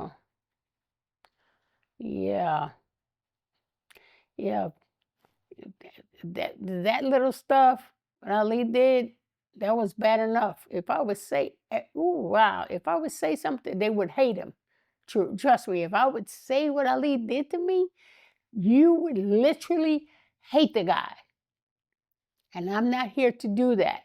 I'm here to forgive him for all his craziness. And, you got to say something that when people see stuff, they know stuff that I have to talk about something about that. And I have to tell you that's what happened. And it hurts. That stuff hurts, man. It's not something you can get over fast. It takes years for things like that to heal, Yeah, and I feel sorry for certain women who have to go through that and be abandoned and being disrespected and everything. I don't think a woman deserves any of that. And if you just ain't gonna be straight with some person, just don't marry her. Don't marry him. If you're gonna know you're gonna be like that, just don't do it. Stay single. You know what I mean? Just be honest. Okay, let me tell you, can I tell you this? Okay. Because when Ali and I was in New York, right? Okay. And there was this place called, back in the day, it was called Greenwich Village, all right? A lot of the hippies and the gay people there. And we met this one guy, and Ali said, you're going to like this guy. Because he would always surprise me. But that's one thing he would do, because he knew I love celebrities. So he would surprise me with certain celebrities, right? So we was around, to get off of that, the very first one we did, we was in Cleveland, around Don King and them, and they had this big meeting. Don King, it was a fight going on, and in Cleveland, Ohio, and this, so we all went out to the car, okay, and it was where the celebrities were, where I parked their cars and everything. So Muhammad and I, first of all, we had a lot of fun looking at Dracula, because the best Dracula was like Christopher Lee. He was like the craziest Dracula ever, because he looked really real, right? He looks really scary. And then we would see westerns. We look at horror movies and westerns. And you know how the westerns and everybody, they start talking trash, and the guy said, let's do a showdown, and everybody start getting out of the way so they won't get shot right there. And Ali would always say, he says, this guy would say, your horse, he said, you better get out of town, you better get out of town fast, and your horse better be fast. And so we were looking, and we turned out it was Wyatt Earp. So we're writers in town. He's gonna shoot everybody, right? Wyatt Earp. And the guy who played Wyatt Earp at that time was named Hugh O'Brien. Very handsome white guy with the big black hat and everything. And I used to love to see Wyatt Earp come to town and get rid of all the bad guys. So, and I know his voice. I hear Wyatt Earp's coming. He said, "Yeah, you better get out of town." You know? So when we got married, it was in Chicago. It was in a house, and somebody gave us a house to have. You're going to be married to this sister. We're going to have to give you a house. So we had this house on 85th and Jeffrey. And nice little house, blue velvet and everything, blue and everything. Right on 85th and Jeffrey, right on Main Street.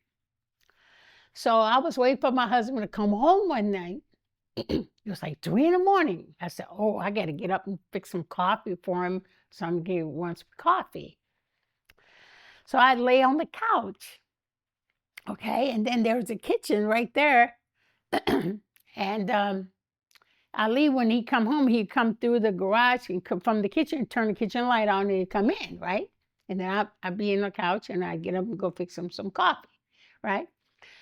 So I'm laying on sleep. I'm sleeping on the couch. And then I heard this guy say, my name was Belinda at the time. He said, "Belinda, you better get out of town. Your horse better be fast." And I go, "That's not Ali. You know, I know who that was. It sounded like Wyatt Earp." And I go, "What did you say?" And he said, "You better get out of town. Your horse better be fast." I said, "Oh my God." And I turned around and I saw Wyatt Earp standing like this in my kitchen, right? and they go, "Wyatt Earp." And Ali hit the switch on the light, and it was Hugh O'Brien in my kitchen, right? And I'm going, "Oh my God." And I swear, I think I jumped up so high, I think I touched the ceiling. But instead of me running toward Hugh O'Brien, I went toward the dining room window to see if his horse was outside. That was terrible. Anyway, and then I went over and I hugged him. I said, "What are you doing?" He said, "Well," Hugh O'Brien said, "Well, I'm in town. I'm at the Chicago Theater. I did a play here, downtown Chicago, and your husband wanted me to bring you all the way to your house to see you because he told me you like Hugh O'Brien." And that was one incident. The other incident, I was in Cleveland, Ohio. And Ali said, "Khalilah, go over there, see that tall gentleman over there with the little Sherlock Holmes coat on? Just touch him and tell him I want to see him for a second." I said, "A tall guy with the English coat?" And he said, "Yeah." So I go over there and I tapped him on the shoulder, and he turns around and this Dracula thing go, "Wah!" like that. And it was Christopher Lee, Dracula. And I screamed. And I go, "Oh my God, Ali, you shouldn't have done that to me." And that's how he would surprise me all the time. So when we was going back to Greenwich Village, he said, my wife's gonna love this." He said, "We're going to somebody's house. And we go into Greenwich Village, into this apartment building, and we go in, there's books everywhere, just books and books. And little black man sitting at a desk. And you know who that man was?" And he said, "Hello, how are you?" Very properly. And you know who that man was? I screamed and almost fainted. It was James Baldwin, the writer. Activist, writer, you name it. And he sit there and just talked about this and talked about that. And I'm like, "Oh my goodness." And I couldn't believe it. I said, "Can I have your autograph?" And he said, "Yes, I'll give you an autograph." And he spoke so properly. And the only person I knew that spoke that properly, I didn't realize that he was gay. gay people speak proper at that time. They just spoke perfect English. And I just thought they just spoke proper. I didn't think about being gay or anything. I just thought they were proper. I got a cousin like that. Anyway, so I got to learn who James Baldwin was, and it was a big historical moment. And another thing, that's what Ali used to do, surprise me with celebrities. I got a kick out of that. Mm-hmm. I want to backtrack to earlier because you made a comment that I didn't follow up on. You said leading up to the Ali and Frazier fight that you called Ali cheating. Yeah. I remember in Cherry Hill, New Jersey, he asked me to go to the store to buy him something. It's the first time he ever asked me to go to the store, and I went to the store and I left my wallet, and I went back and there was a lady in my bed. Ali was kind of crazy. Yeah, he thought he could do anything he wanted to do. He didn't care. He was Muhammad Ali. What was your reaction? No, my reaction was, it's like this guy's just ceased to amaze me. It's just, I said, well, I'm going to go to the store now. When I come back, she better be gone or she's going to die. She was gone when I got back. It's just something like that just doesn't, it's like, when somebody do something that's stupid, it's like stupid is and stupid does, right? For now, you know what that means when Forrest Gump says that. It's just I think my failure is that I don't show jealousy. I'm not a jealous person. I'm not the jealous type. I don't get bent out of shape. It's just that I just see that you're just a stupid idiot doing stuff like that. It doesn't, it shows me how stupid you are. I'm not the jealous type. So if I see somebody with a woman, I mean, he's just with a woman. Just nobody. I mean, I didn't create him or help him become famous and respected by being jealous. I want everybody to like him, and I can see him autographing anybody. It doesn't matter. As long as they love him, it's okay. But when it comes to women, I'm not the jealous type. I've never been down that road. I've always respected who I am and what I am. And I don't put nobody beneath me. So I don't get a rise. You can't get a rise on me that way. Yeah. I just was raised up a different way. You know what I mean? Yeah. I get jealous about the knowledge. With some knowledge that I don't, if somebody knows something more than I do, I get jealous. That I get jealous about. I admire people more knowledgeable than I am, so I can learn from them. But it's when it comes to women, I don't stoop as low as they are. I don't have to, because I put myself above them. It's just a shame that women have to go through this emotional baggage, and I just don't have it. And Ali told me, he said, "You're not jealous of me." I said, "No, I have a reason to be jealous of anybody." And he said, "Well, you don't love me if you're not jealous." I said, "Well, that's what you think. That's what you think. I can't help you think. Stop." It's just, I just never was like that. And you mentioned the Ali movie. Michael Mann, whoever directed Will Smith to play Muhammad Ali, I think he's a perfect specimen to portray Ali. I think he was a perfect specimen for it.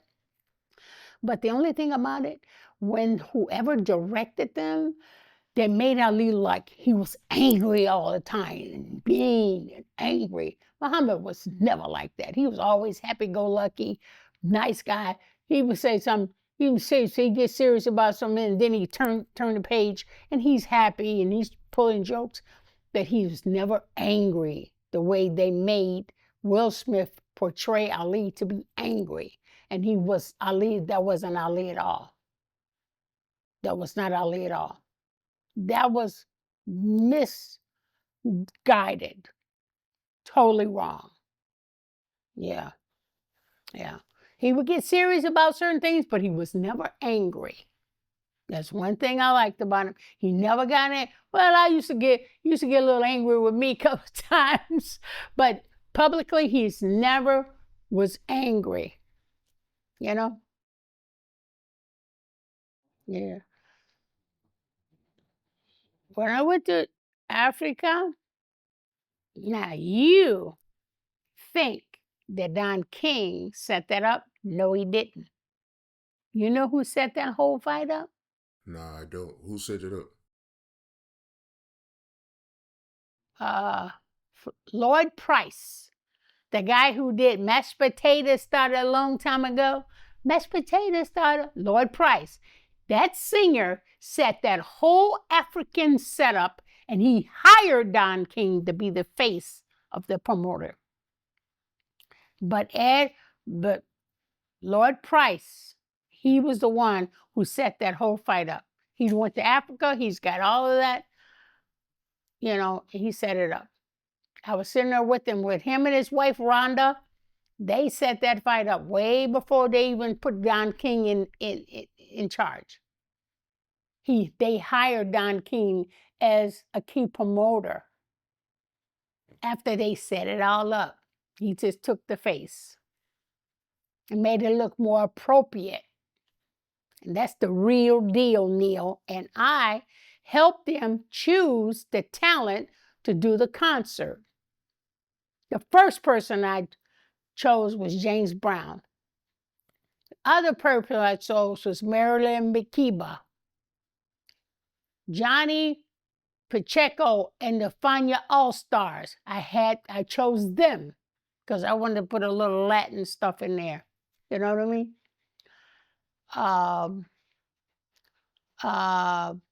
Hugh Masekela. Yep. Bill Withers. I wanted our Black people, talented Black people, who everybody know over here, to see Africa. To see Africa, where we came from. I wanted our people to experience Africa. That was my input in helping them putting the talent together and choosing the talent. I was the one walking around in my purse with 40 passports because all the fighters loses everything. So I had to go over there and take them with the passports, take everything. And I was Mama Ali. I had to take everybody over there with the passports, and I had to hold those passports until they was ready to leave. Yeah. That was something that I was very proud of. You being Ali's wife and you being around, did you ever see him deal with racism or no? You know, no. He talked about it. You know what? One time we was going to Alabama, and it was like the last gas station for the next 100 miles, and it was like a little outhouse and a little tank, and they said the last gas station for 100 miles. And I said, we need some gas. And Ali said, I got to go to the bathroom. And there was an outhouse outside this little wood-packed gas station, you know. And people were sitting on the porch with coveralls and long beards, white. I mean, out of Deliverance or something, you know what I mean? But then Ali jumped out the car and he ran into the outhouse. And then the two white, considered rednecks, come over to the cars, and then he told me to roll down the window, and I said, okay. I rolled down the window. He said, oh, was that Cassius Clay coming out the car? Was that Cassius Clay? And the other redneck said, well, they don't call him Cassius Clay no more, the Muhammad Ali. That's what they call him. He ain't called Cassius Clay no more. He said, what, was that him? I said, yes, sir. Sure enough, he said, yes, sir. I said, Jesus H. Christ, that was him. That was him. It was him coming out the car in the outhouse over there. Unbelievable. Then this grandma-looking woman coming with a little apron on and a little brown paper bag with little grease spots all over it, coming up here. Ali come out the car. Hey, catch Clay. You catch Clay. You know your name Muhammad Ali now. They don't call you Catch Clay no more. I told you that. And they're arguing about it, and I'm going, oh, my goodness. And then the mama come up. She said, here, y'all take these here cookies. I just cook them. Y'all take them, and so y'all can have it on the road. And Ali grabbed the bag and took out, started eating it. I said, Ali, you want to eat those cookies? He said, they're good, too. They're good. And I said, really? So I took one and ate one, and they said, now you not. He said, you ain't got to give us no money. Y'all just come on back down here. When you come back through here, you can bring some money next time. But y'all take these here cookies, get on down the road. We fill it up the tank and blah, blah, blah. I said, and then they were still arguing about that man named Catch Clay. I told you his name Muhammad Ali. And I go, these people, you just can't judge a book by looking at the cover. Because these people are the nicest, friendliest rednecks I ever seen. And they was really nice, and they just went on back, and y'all come back now, you hear? And they were nice as they could be. And Ali ate the cookie. I said, you eat out of it. You know, we never. And I personally have never run across anybody of racism or anything in my lifetime. So I think it's all in your attitude when you come toward people. You act a certain way, you just, be friendly and kindly. And I've just been fortunate not to have ran across people like that. Ali knew Sam Cooke? No, knew him real well. They used to play music all the time. Sam was a very nice man. I'm so sad that he got killed by a jealous woman.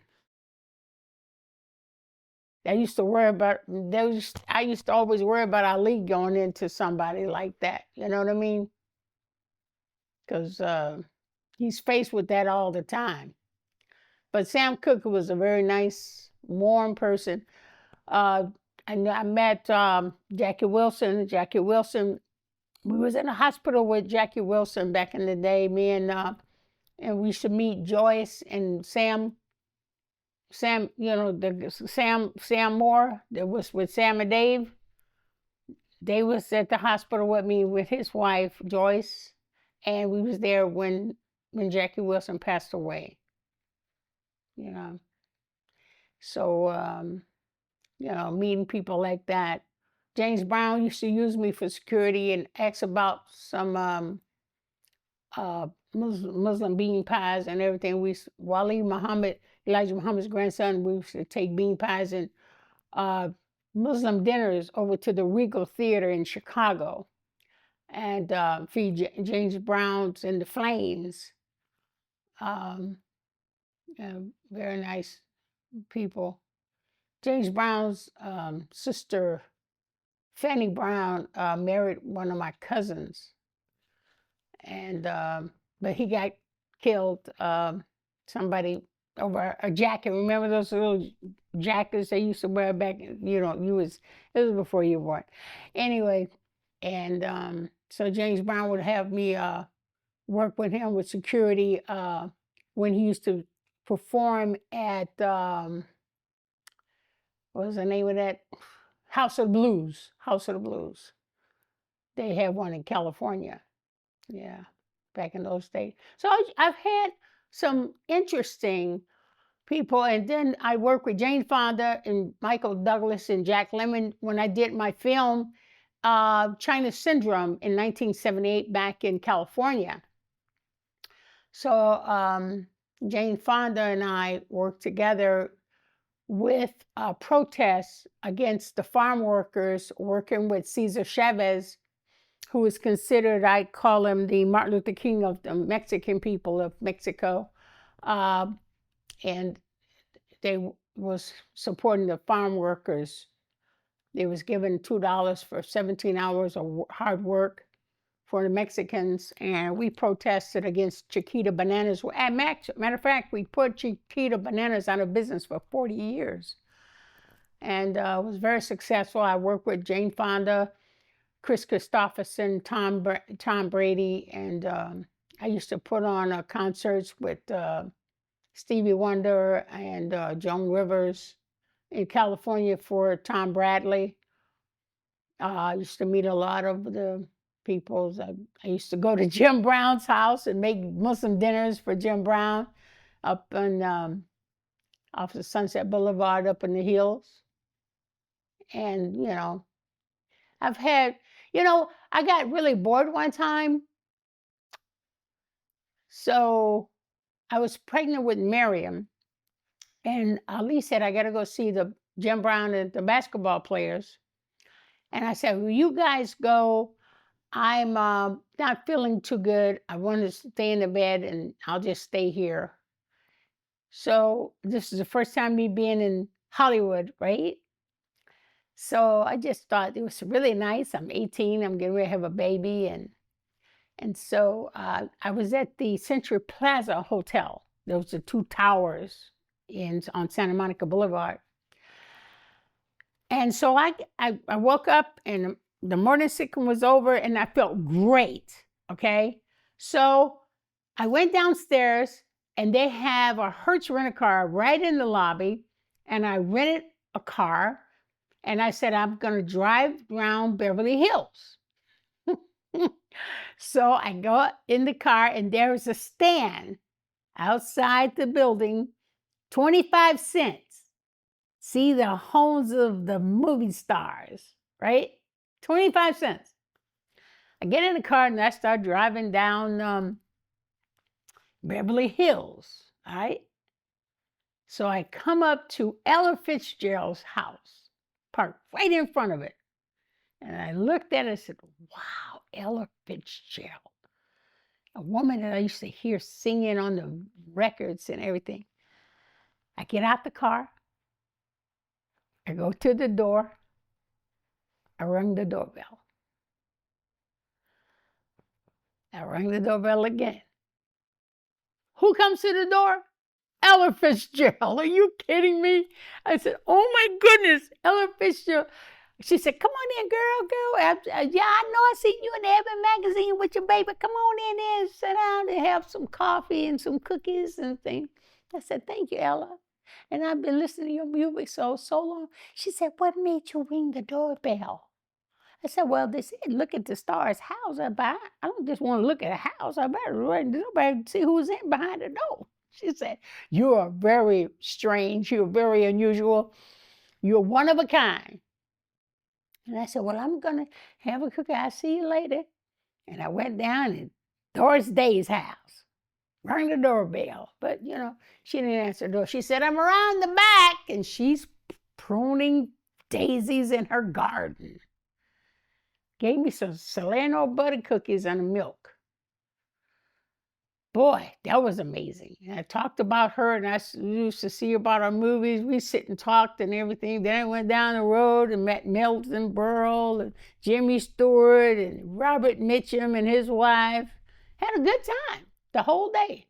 Went home, went back to the hotel, parked the car. Ali came in. What you do today? Oh, nothing. I went and saw some movie stars' houses and homes in Beverly Hills.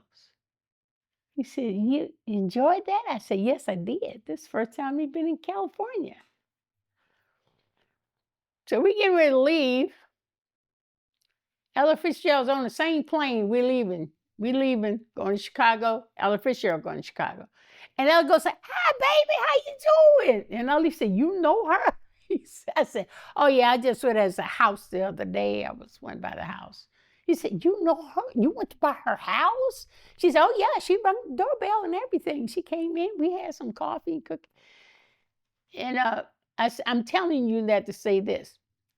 Back in those days, you know, I'd just do anything. I mean, I didn't mind doing it. I mean, what's good looking at a house? But I guess I could do that because I'm Muhammad Ali's wife. But I do things like that, I'm a very unusual young lady.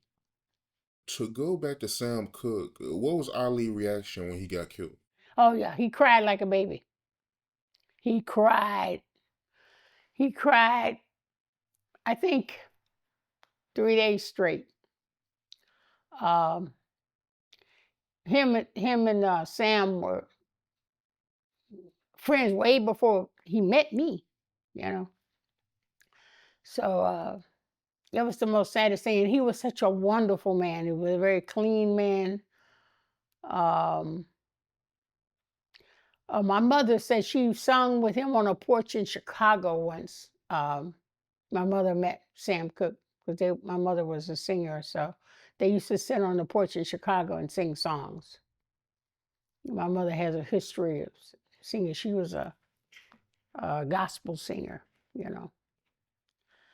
So yeah, I think I saw him cry more with Sam Cooke than I've seen him cry with anybody.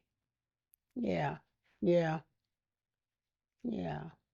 So unfortunate. What was he doing at that motel? That motel was in a bad area, right? Hotel in the hood. That's what it was. Jealous woman. But we heard about that on the papers. It was in the papers. And then he went to California to the funeral and everything. Yeah. Yes. Very sad. He was a good man. I mean, we used to see him on the Ed Sullivan and Dick Clark show. Ed Sullivan is Dick Clark. Yeah. I met, we went to, there was a roast. Dean Martin roasted Ali once. That's where I met Nipsey Russell. He was a great comedian. Nipsey Russell, Moms Mabley, very nice people. And I met Bobby Darin. That's when the little white boys used to wear those little mohair skinny pantsuits back in the day. But they were gentlemen back in those days. They were clean and honorable and respectful. I must say that most of the entertainments were friendly like that. Meeting Jimi Hendrix was amazing. He was amazing. Yeah. Oh, Jimi Hendrix? Yes, sir. Woodstock, 1989. They flew me and Ali in a helicopter on stage where Jimi Hendrix was playing. I was only 18 years old. I was only 18. I was married though. I was 18. He was very wise. He was like he was speaking like he was before his time or something. But he was very civil.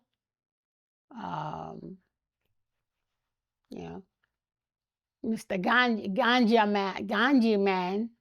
Man.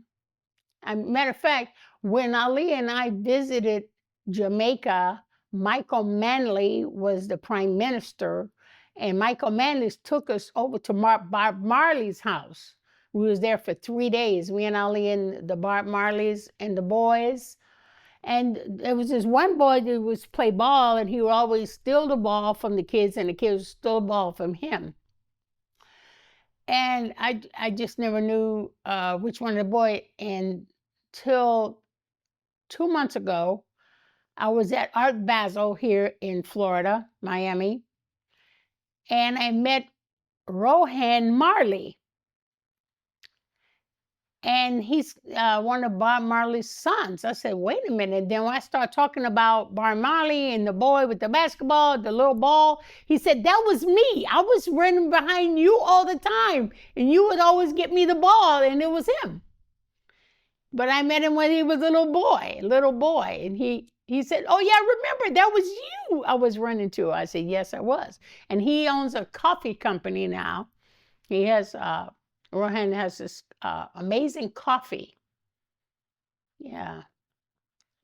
And then we start talking about the days and everything. Then memories would come out. And then now I found out who the boy was.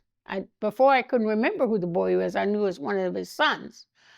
But then I found out Rohan was the little boy he kept running and I would get the ball for. Isn't it amazing when you have lived your life this time and then you can reminisce? And he said, you remember that? I said, yes. I said, you remember me with the ball, right? He said, yeah. He said, I didn't know it was you. Now I know it's Muhammad Ali's wife, right? So now I know. Wow, amazing story. So Ali, he knew Bob Marley. Oh yeah, we met him. He was a very nice man, very intelligent. I met his family and everything. He talked about life. He talked about people. He talked about the things that he went through, and he talked about how he admired Ali, what he did, and we sat there all night talking about issues the way we're talking about issues right now. Yeah. Yeah. Yeah, and Rod Serling, I met him. He's like 4'7" or something. He was real short. And he was a chain smoker. Before he put one cigarette out, he lighted another one up. They used people in the 60s to smoke a lot. A lot of cigarette smoking, yeah. Yeah. Yeah. Charlton Heston, I met Moses. I was so admired of him. He went and told me, I said, if you had to teach somebody acting, what kind of advice would you give an actor? And matter of fact, the advice he told me, I actually ran across that particular incident. Yeah, yes, I did. And it's popped right back in my head the minute I needed it, and it saved me. During a play with Damon Wilson. Who was the one celebrity that you met that you didn't have a good experience with? Well, like I told you, what your prayer was for. You ain't gonna believe this. But yeah, I wasn't impressed with him, but I am very impressed with his acting. I love everything he's ever acted in. I love everything he did. I've followed him. I've looked at him. I can say nothing bad about him. But one-on-one, he's not somebody I want to ask his autograph for. Because he was so, I just don't want to say anything bad about him because I liked his acting, but yeah, I won't tell you what we went through, but I'm going to say Denzel Washington. He's not somebody I will walk up and ask for an autograph ever again. But I love his acting. I like the way he treats his wife. I think he puts his wife into everything, and I think that's very nice, you know. But nope.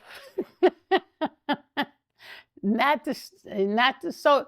But I think it's because I saw him grow into a good person.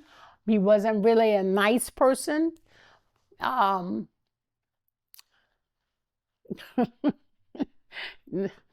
saw him grow and change and get better. He got better. He really got better. Yeah. He respects his wife. He puts his wife in everything. Wonderful. But before that, there's a lot of growing up to do. But I admire his art. I like the way he studies and everything, his craft. And it's amazing where he came from and where he then ended up. And I think he's a good thespian. He's a good thespian. When you look at all the fights that Ali had, what's a fight that affected him badly? Yeah, Joe Frazier. Because that played on him really bad because I was laying in the bed and I just happened to get up. And he took his fist and hit the pillow. You can't take this from me. You can't. I said, I was just laying there. Man, what's the matter with you? Better wake up. I didn't want to sleep on him no more because they played on him really bad. If I had stayed in that bed, he would have hit me. because he said, you can't take this with me. And he was saying it all out loud and everything. And he was asleep. He was asleep. That played on him bad. Oh, yeah. Oh, yeah. Oh, yeah. Mm-hmm. Yeah, Joe Frazier, he'll never forget that. I think that was the worst things that ever happened. But you know what? You know what my son told me?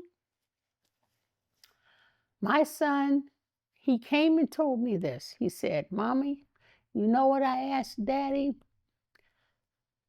I said, what did you ask your daddy? But you ain't gonna believe what he told me. I said, what did he say? He said, I asked him who was the person that you'll never fight again, ever. And he said, your mama. I said, what? He said, yeah. He said, your mama. Oh, yeah. Yeah, because he came home one night, 3 o'clock in the morning, and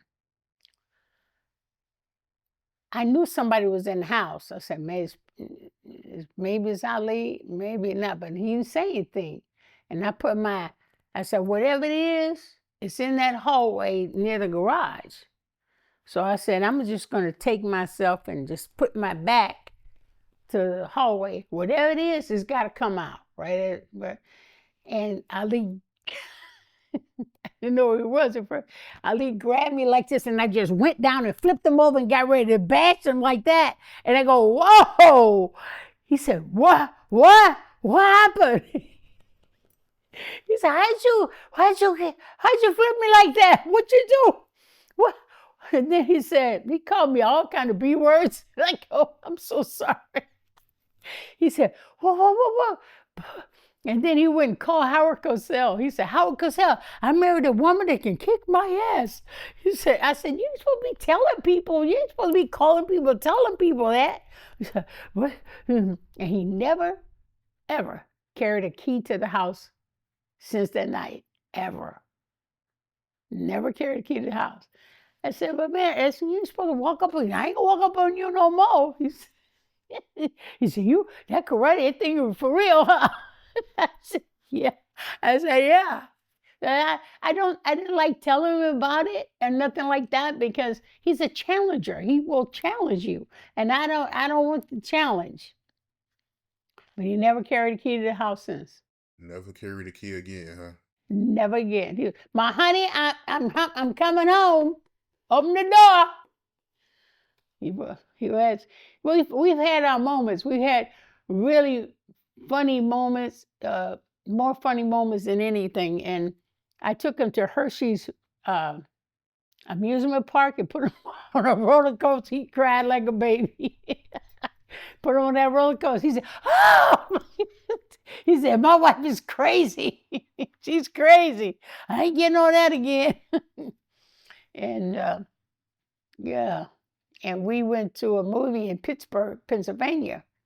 And everybody was talking about the movie The Exorcist, right? And I was saying, man, you better be careful, man. You know, something's going to happen. Ali, he was trying to scare everybody before the movie because I wouldn't tell him when it was going to happen.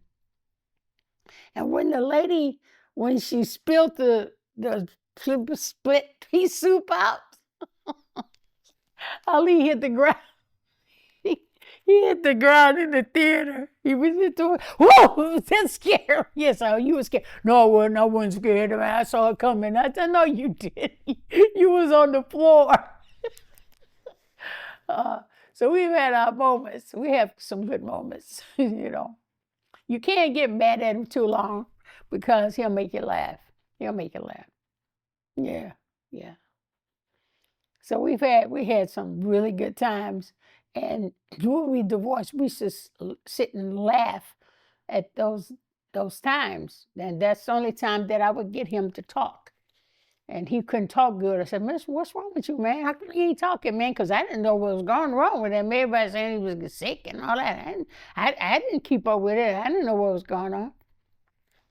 And he said, he couldn't talk. I said, man, what, man? I said, look, if you don't start talking, man, I'm walking away. No.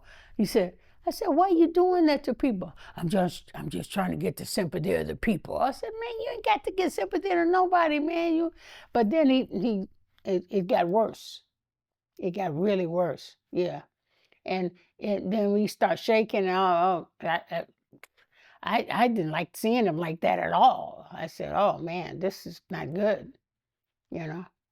So so yeah, I'm just glad that because he called me. He said, guess what? I said, what? I said, I'm going to the Olympics. I said, what you gonna do? Run? He said, no, I'm gonna light the fire. I said, don't get up there and get barbecued, okay? And we laughed about that, yeah. But during this bad days,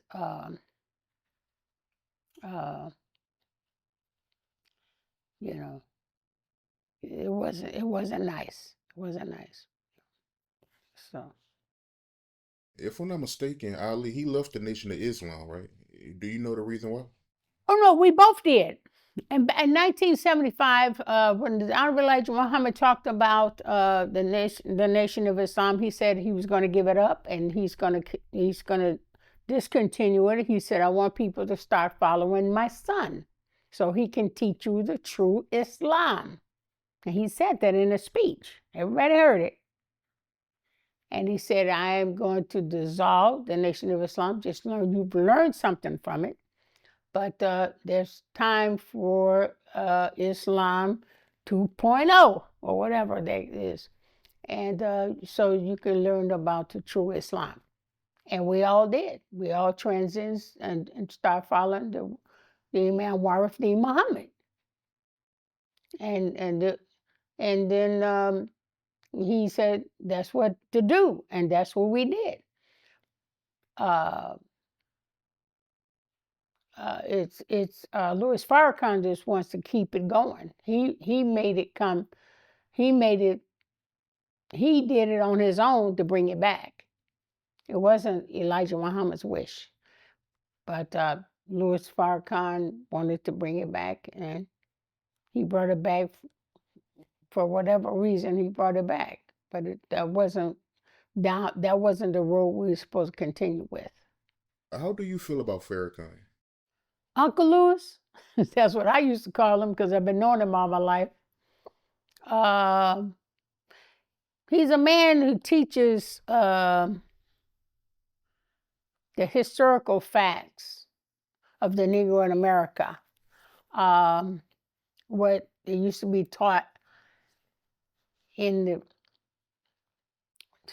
the essence of the Nation of Islam. He's not a man that teaches you the religion of Islam, but he will teach you the social interreactions between the good, the bad, the evil, and the scripture. So, and he teaches from the Bible and shows the signs and symbols of the Bible. And when back in the day when I call myself the MGT and GCC, that knowledge is still embedded in us. That'll never go away. We'll carry that for the rest of our lives. And that's a lesson that we have learned that has been education for us, to uplift us. Now it's time for Islam to uplift you. And but that's what he teaches his followers. You know, we respect him for that, but we are constantly learning Islam from the Quranic point of view. How do you feel about the people that say that the Nation of Islam, they was jealous of Malcolm X? A lot of people were. They were. That's a pure truth. It was. They even, thought that he was trying to take over his spot, which that was just a selfish way of thinking. But they thought it. But they didn't do anything about it. But they thought it. And You know, it's a lot of people that thought that. I've met people who have said the same thing. But this is the thing. We should never cause other people to believe bad about and jealousy of each one another. It's almost like the old syndrome of a crab will keep climbing another crab to keep the crab from getting out of the barrel. And a lot of our people do that. They still into that negative learning process where they're jealous of one another. And it happens. It happens to all people. But I am so happy, and I feel that the spectrum of Muslim women in America or Muslim women all over the world are, their freedom came because of the Prophet Muhammad, may peace and blessings be upon him. The freedom of a woman is there. And there's a lot of Muslim women who helped wars and helped the children and helped the husbands. Matter of fact, there were warriors, women who, when Muslim men fought and was tired, the women would take over and fight for them until they rested. And then they bring their men back to continue the wars. These women did a lot of things. Now, in their independence has always been there. It's just that, you have Islam and you have Islam, and a lot of the Islam is made by men who are insecure, and they will hold the woman back, thinking that's what they're supposed to do, but truly it's not. The Quran does not teach the women to hold back. It teaches the women their own freedom in Islam. And it's the men who try to cover up the women so much that nobody can see them because they know how insecure they are. So a lot of it is not Islam, it's Islam. And I came up with that word years ago. To your knowledge, was there any informants working for the Nation of Islam? I have no idea. I never knew of anybody. I don't know if there was if there was, I don't know anything about it. But I'm sure there probably was, but I don't know anything about it. I mean, anytime somebody have an organization, there's always going to be some pull, chance, and quotes, and deviancies in any kind of religion organization. This is why it's independently made for you to be guided by the Holy Quran and not people's groups or cliques. You know what I'm saying? It's very dangerous. It's very bad to have groups and cliques. You're supposed to be conscious of what Allah teaches you and what's right and what's wrong, because you will be punished for what you do. A long time ago, do you see how people get revenge on people? And we're taught not to get revenge because Allah is the best knower of revenge, because Allah knows what everybody does, the seen and unseen. And to take revenge on somebody is stupid. Because Denzel Washington, he had his friend was killed by some people he knew. And 5 of them was involved. And you know what he said? He said, I'm going to kill each and every one of you. But the sad part is I can only do it once. And that is to say that when you take revenge on somebody, you can only do it once. But when God takes revenge on somebody and pays them back, he do it 10 times over. Let alone 3 times. 3 times is horrific, but 10 times? Wouldn't you rather let God punish that person for you 10 times than you can do once? Because you know what it'll affect? It'll not only affect that person, but it will affect his whole family. You don't know where it's coming from or how or why. And it's not for you to know. That's God's world. That's right. You don't want to know. You don't want to know, honestly. So taking revenge and trying to get back at somebody is useless because it's only going to hurt you more than it's going to hurt them. That's why I say anything that you did to me, you're going to get paid back. You're going to get paid back. Because I'm going to leave you this. I'm going to leave you with this. Before I divorced Muhammad, say, you doing all this? You think you fine doing all this, going to that person, going to this person, going to that person, just playing your little role. I said to him, one of these days, you're not going to be able to get it up. You're not going to be able to walk, talk, sit, or stand. You will go out of this world a vegetable. Believe that. Now, I said that out of anger. I said it out of knowledge of him and what he did and everything. And I said it. But when I said it, you know what Ali said to me? Why you want to say such a bad thing? That's a bad thing. He says, well, what you worried about? Because everything you say comes true. He said, that's terrible. I said, well, I'm so sorry. I'm sorry, but it's true. And every time he spoke to me, he said, you forgive me? I said, I forgave you a long time ago. That was, I think, was the hardest thing to do, was forgive him. But when I forgave him, I said, look, I'm just going to forgive this guy. I became free for the first time. I felt free. I felt free of all the bad stuff. All the other stuff just melted away like it never happened. But I was wondering why it happened to me. And then I realized it didn't happen to me.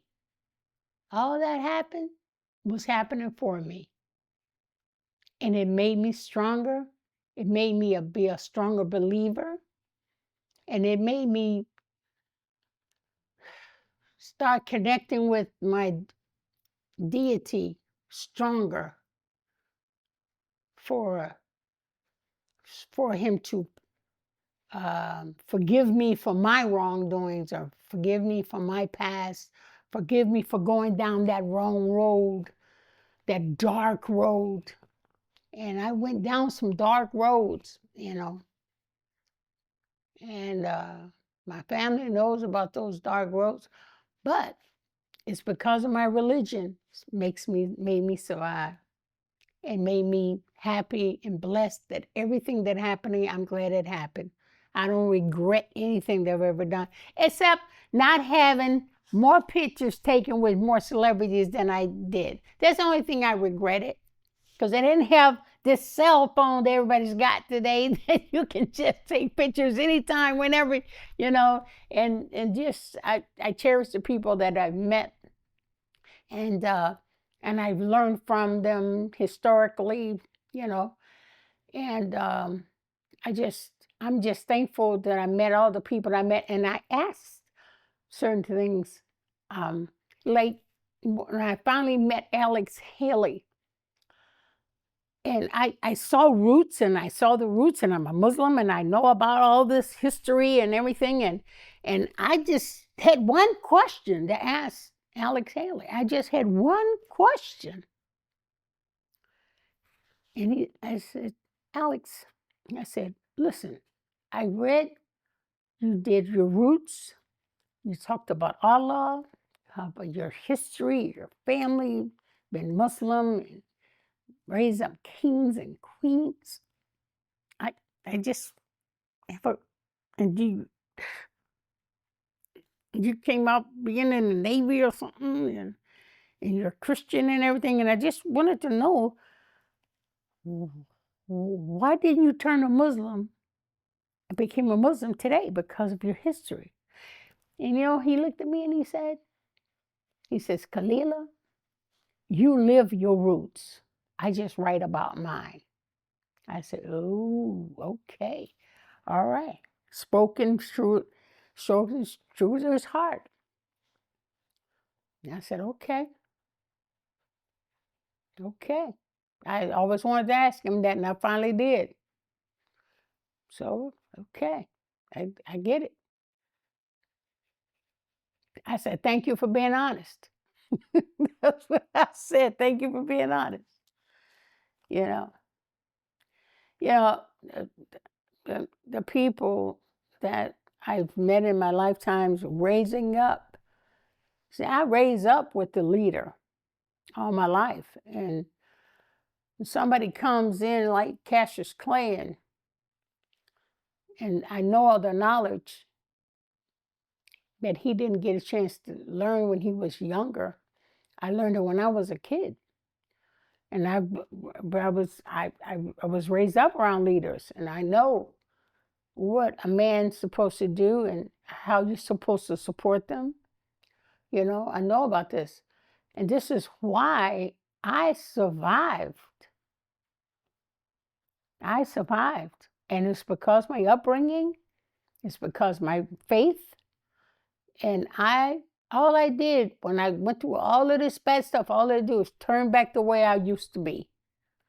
Strong, positive, no nonsense. And it saved my life. And I'm thankful for the Honorable Elijah Muhammad for teaching us of who we are and my history. And if you do not know your history, you do not know where you're going. You have no guide. You have no guide whatsoever. You're just living the glamour and the glitter of this fake world. And nothing should be more important than your connection with the Supreme Being. Try to connect. And I don't care how bad this world is going, and I don't care how crooked it's running. The only thing that you should worry about is how to be kind, and how to be kind to one another, and being peaceful to one another, to stop all the anger and all the garbage, the backbiting, all this stuff. You don't need to know that. All you need to do is live happy and pray that you go to paradise when you leave this life, because you're not going to take it with you. You can't take it nothing with you. And the older I get, the more I try to live there. But as long as I'm alive, I will try to help and inspire and teach our little children, and teach and respect our elders, and try to bring something on the market. I do have two things that I'm working on, doing some films right now. I have one I've been producing. I produced one film called The Grid that's been playing on Amazon Prime. I did that, and a few others. But now I'm getting my feet wet, so I want to produce, since a lot of law enforcement people in my family, and I have some sheriffs in my family that I look up to and admire. My father had 14 brothers and 3 sisters, and some of those brothers are law enforcement and firemen, and there are pros and cons in the police department and everything, and everybody's not always bad. You have to share the good and the bad, but their motto is to serve and protect, and they are good police officers that is needed. You don't want to ever lose your police department, because once you do that, then you have the militia, and they don't ask questions. They shoot first. So you don't want to lose your police department. You have good, loyal police that want to go home just like people want to go home. And they are here to serve and protect, and you have to give them that chance. But you have to respect everyone. Respect is more powerful than anything in this world. And if you teach your kids to hate cops, then you're on the wrong side of the law. You're supposed to teach your children to respect all authority and then some. Your attitude will set you straight. It's all about attitude. And if you're on the wrong side of the law, you're not going to like law enforcement. So you don't want to be on the wrong side of the law. So I have a movie called Pure Justice. Look out for it. Pure Justice. I was going to play a cop, but I changed my mind. I'm not going to play a cop. I got bad knees. I ain't going to be running after no criminals. It's not going to happen. So I'm going to be chief of police in the police department and help run my police officers and detectives. How about that? I like those apples. Yeah, you like that. You're going to look for that one, and you're going to look out for Mama Ali Speaks podcast coming out, I think it would be 2027. And I'm going to be teaching our sisters and brothers, don't be wearing these lampshades for eyelashes. Don't be trying to inject your butt and be like a cow walking down Cicero Avenue. So we need to get some spontaneous things to teach and help our sisters to be women, to be royalty, to be the queens that they are supposed to be. Okay? So we're going to tell them, hey, you don't look good in tattoos, dude. Okay? That is not a good look for you. You don't need to be some sign. Your character supposed to show you how good you're supposed to act toward others. You're not a poster sign. You're not a poster board. Your character is supposed to show your radiance as a woman. No tattoos. Now, you can hear what we have to say, but you can do whatever you want to do.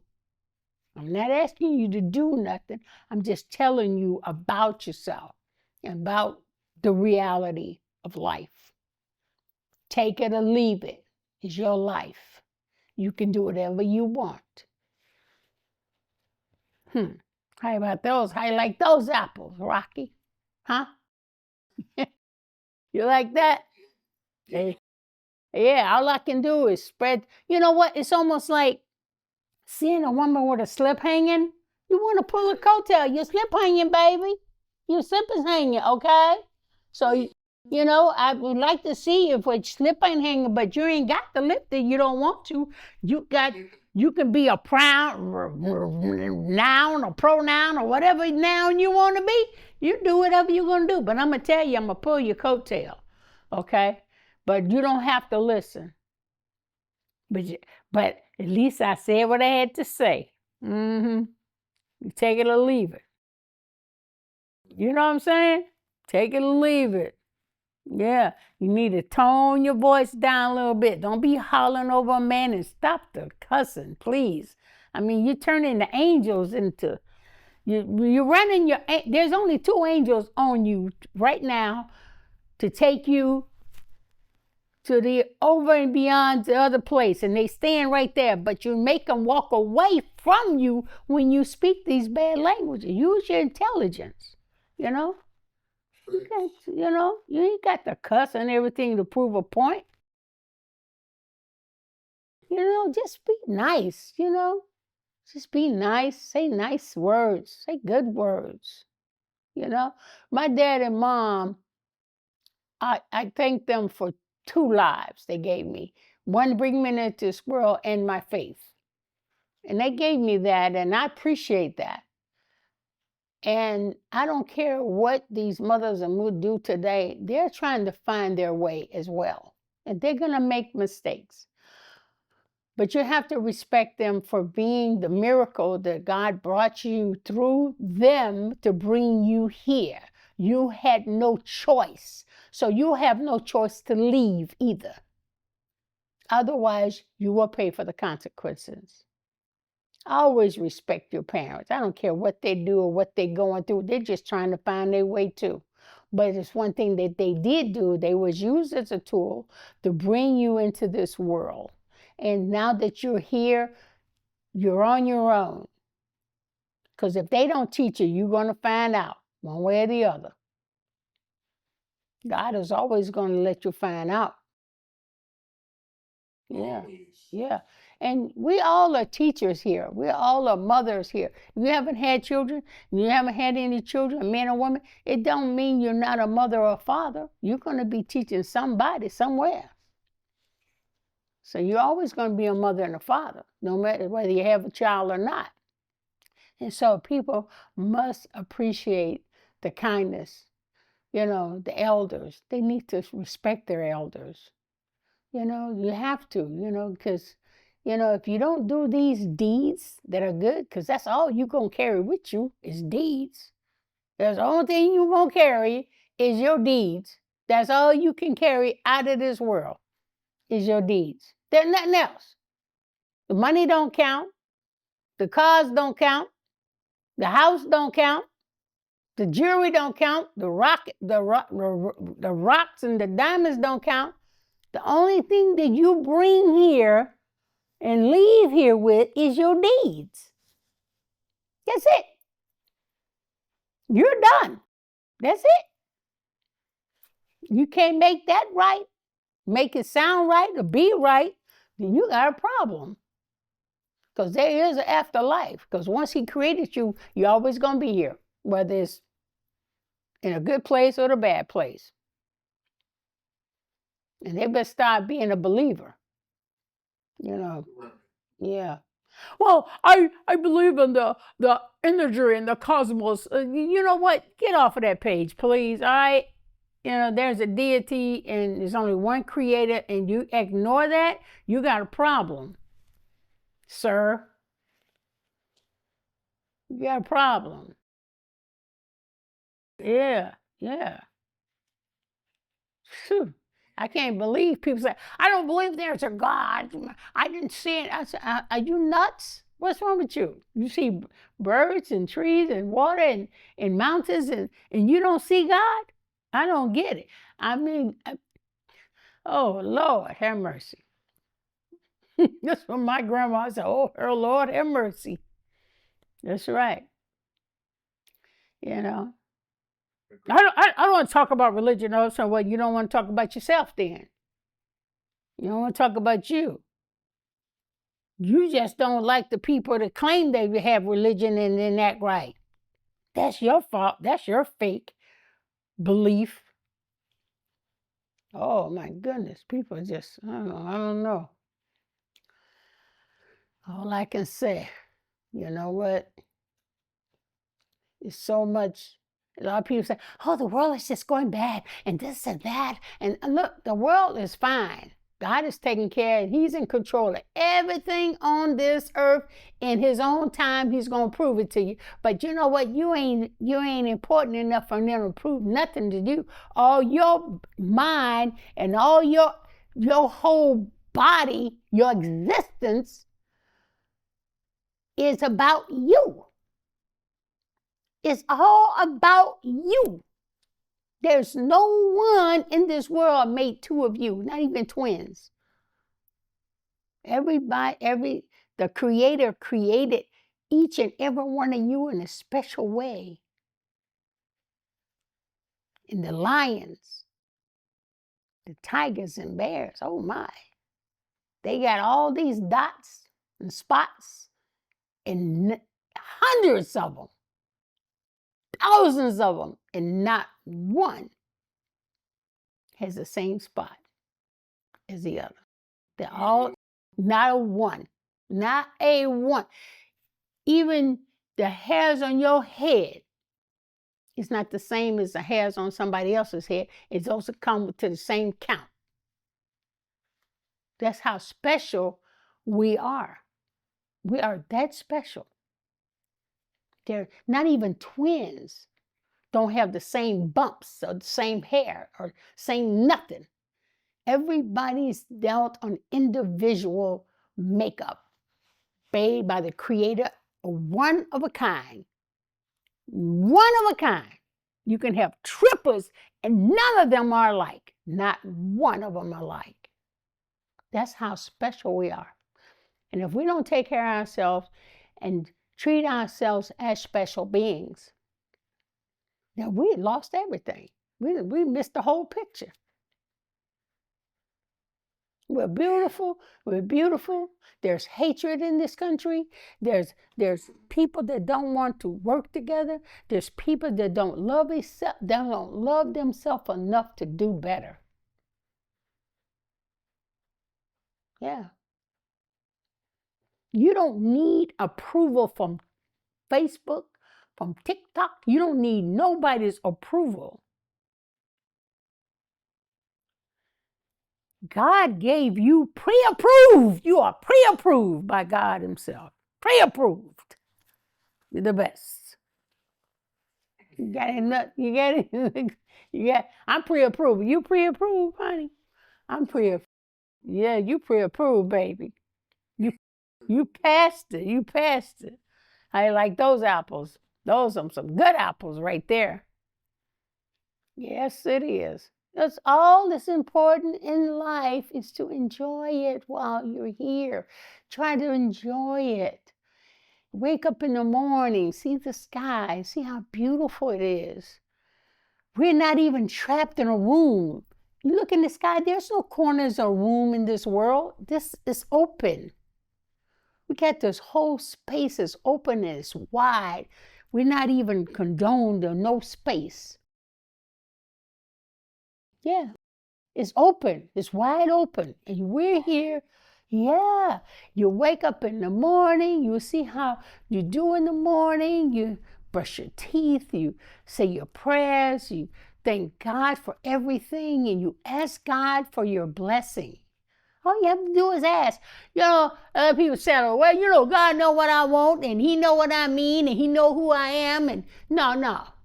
He knows it. But it's your job to ask him what you want. And if you deserve it, you'll get that and then some. But you don't even feel like you deserve it.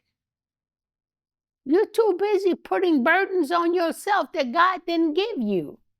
He don't put burdens that you can't handle, but you put burdens that you can't handle.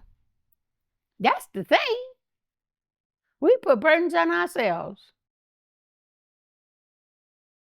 Don't we though? We feel guilty. That's right, facts. And it's a beautiful country. It's a beautiful life. It's a beautiful world. And it's so pretty, these mountains and everything, they're all beautiful. You just have to take time, slow down, better yourself, get connected to your deity. It don't have to have a name. You just know the creator is the creator who created everything in this earth. Religion got nothing to do with it. It ain't got nothing to do with it. Because when you leave here, they ain't going to say anything about religion to you? No. He's going to ask you what your deeds were. They're going to ask you how many times you prayed to God to ask for something. Your job is to ask. You go to the store and ask for what you want, right? It don't stop you from asking what you want at the store. You get paid for it, you pay for it, you get it. But you have to ask. That's our job, is to ask. Our job is to ask the deity, your creator of everything that lives on this planet. All he asks you to ask. Turn to him and ask. If it's bad, say thank you. If it's good, say thank you.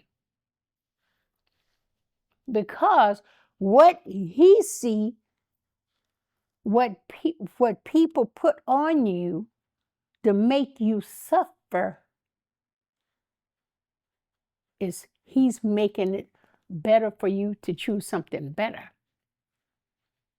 If this don't go right, you want this. Well, suppose God don't want you to have that. Suppose he's saving your life right now. Yeah, I gotta get there. I gotta get. Suppose you ain't supposed to go there. Suppose he opening a door for you to get there that's better for you. And you're gonna complain. People complain too much about everything. Everything. You don't have me complaining. I'm gonna be grateful to what I get. Because whatever, we're not guaranteed to be here. You know what is a guarantee? It's guaranteed that we die. That's a guarantee. You can put that on that. You can put that on and they'll pipe and smoke it. I know that's guaranteed. But see, this is the thing. We need to do something. You're worried about helping others? Help yourself first. Help you first. Put God first and help you first. Then you can help other people. And I appreciate talking to you today, my dear brother. Before we head out, let the people know what you got going on again. Okay, I'm making movies right now, and I'm going to pray on my podcast so I can speak out to the world, give them my flavor, tell them they have choices, tell them how beautiful they are. But, okay, so the next time I call you, I'm going to call you and tell you there are 2 projects I'm working on as we speak. It's going to blow your mind. And I'll give you one clue.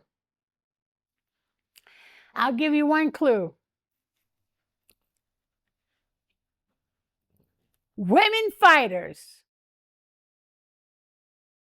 I got a design for them to start wearing when they fight. Yeah.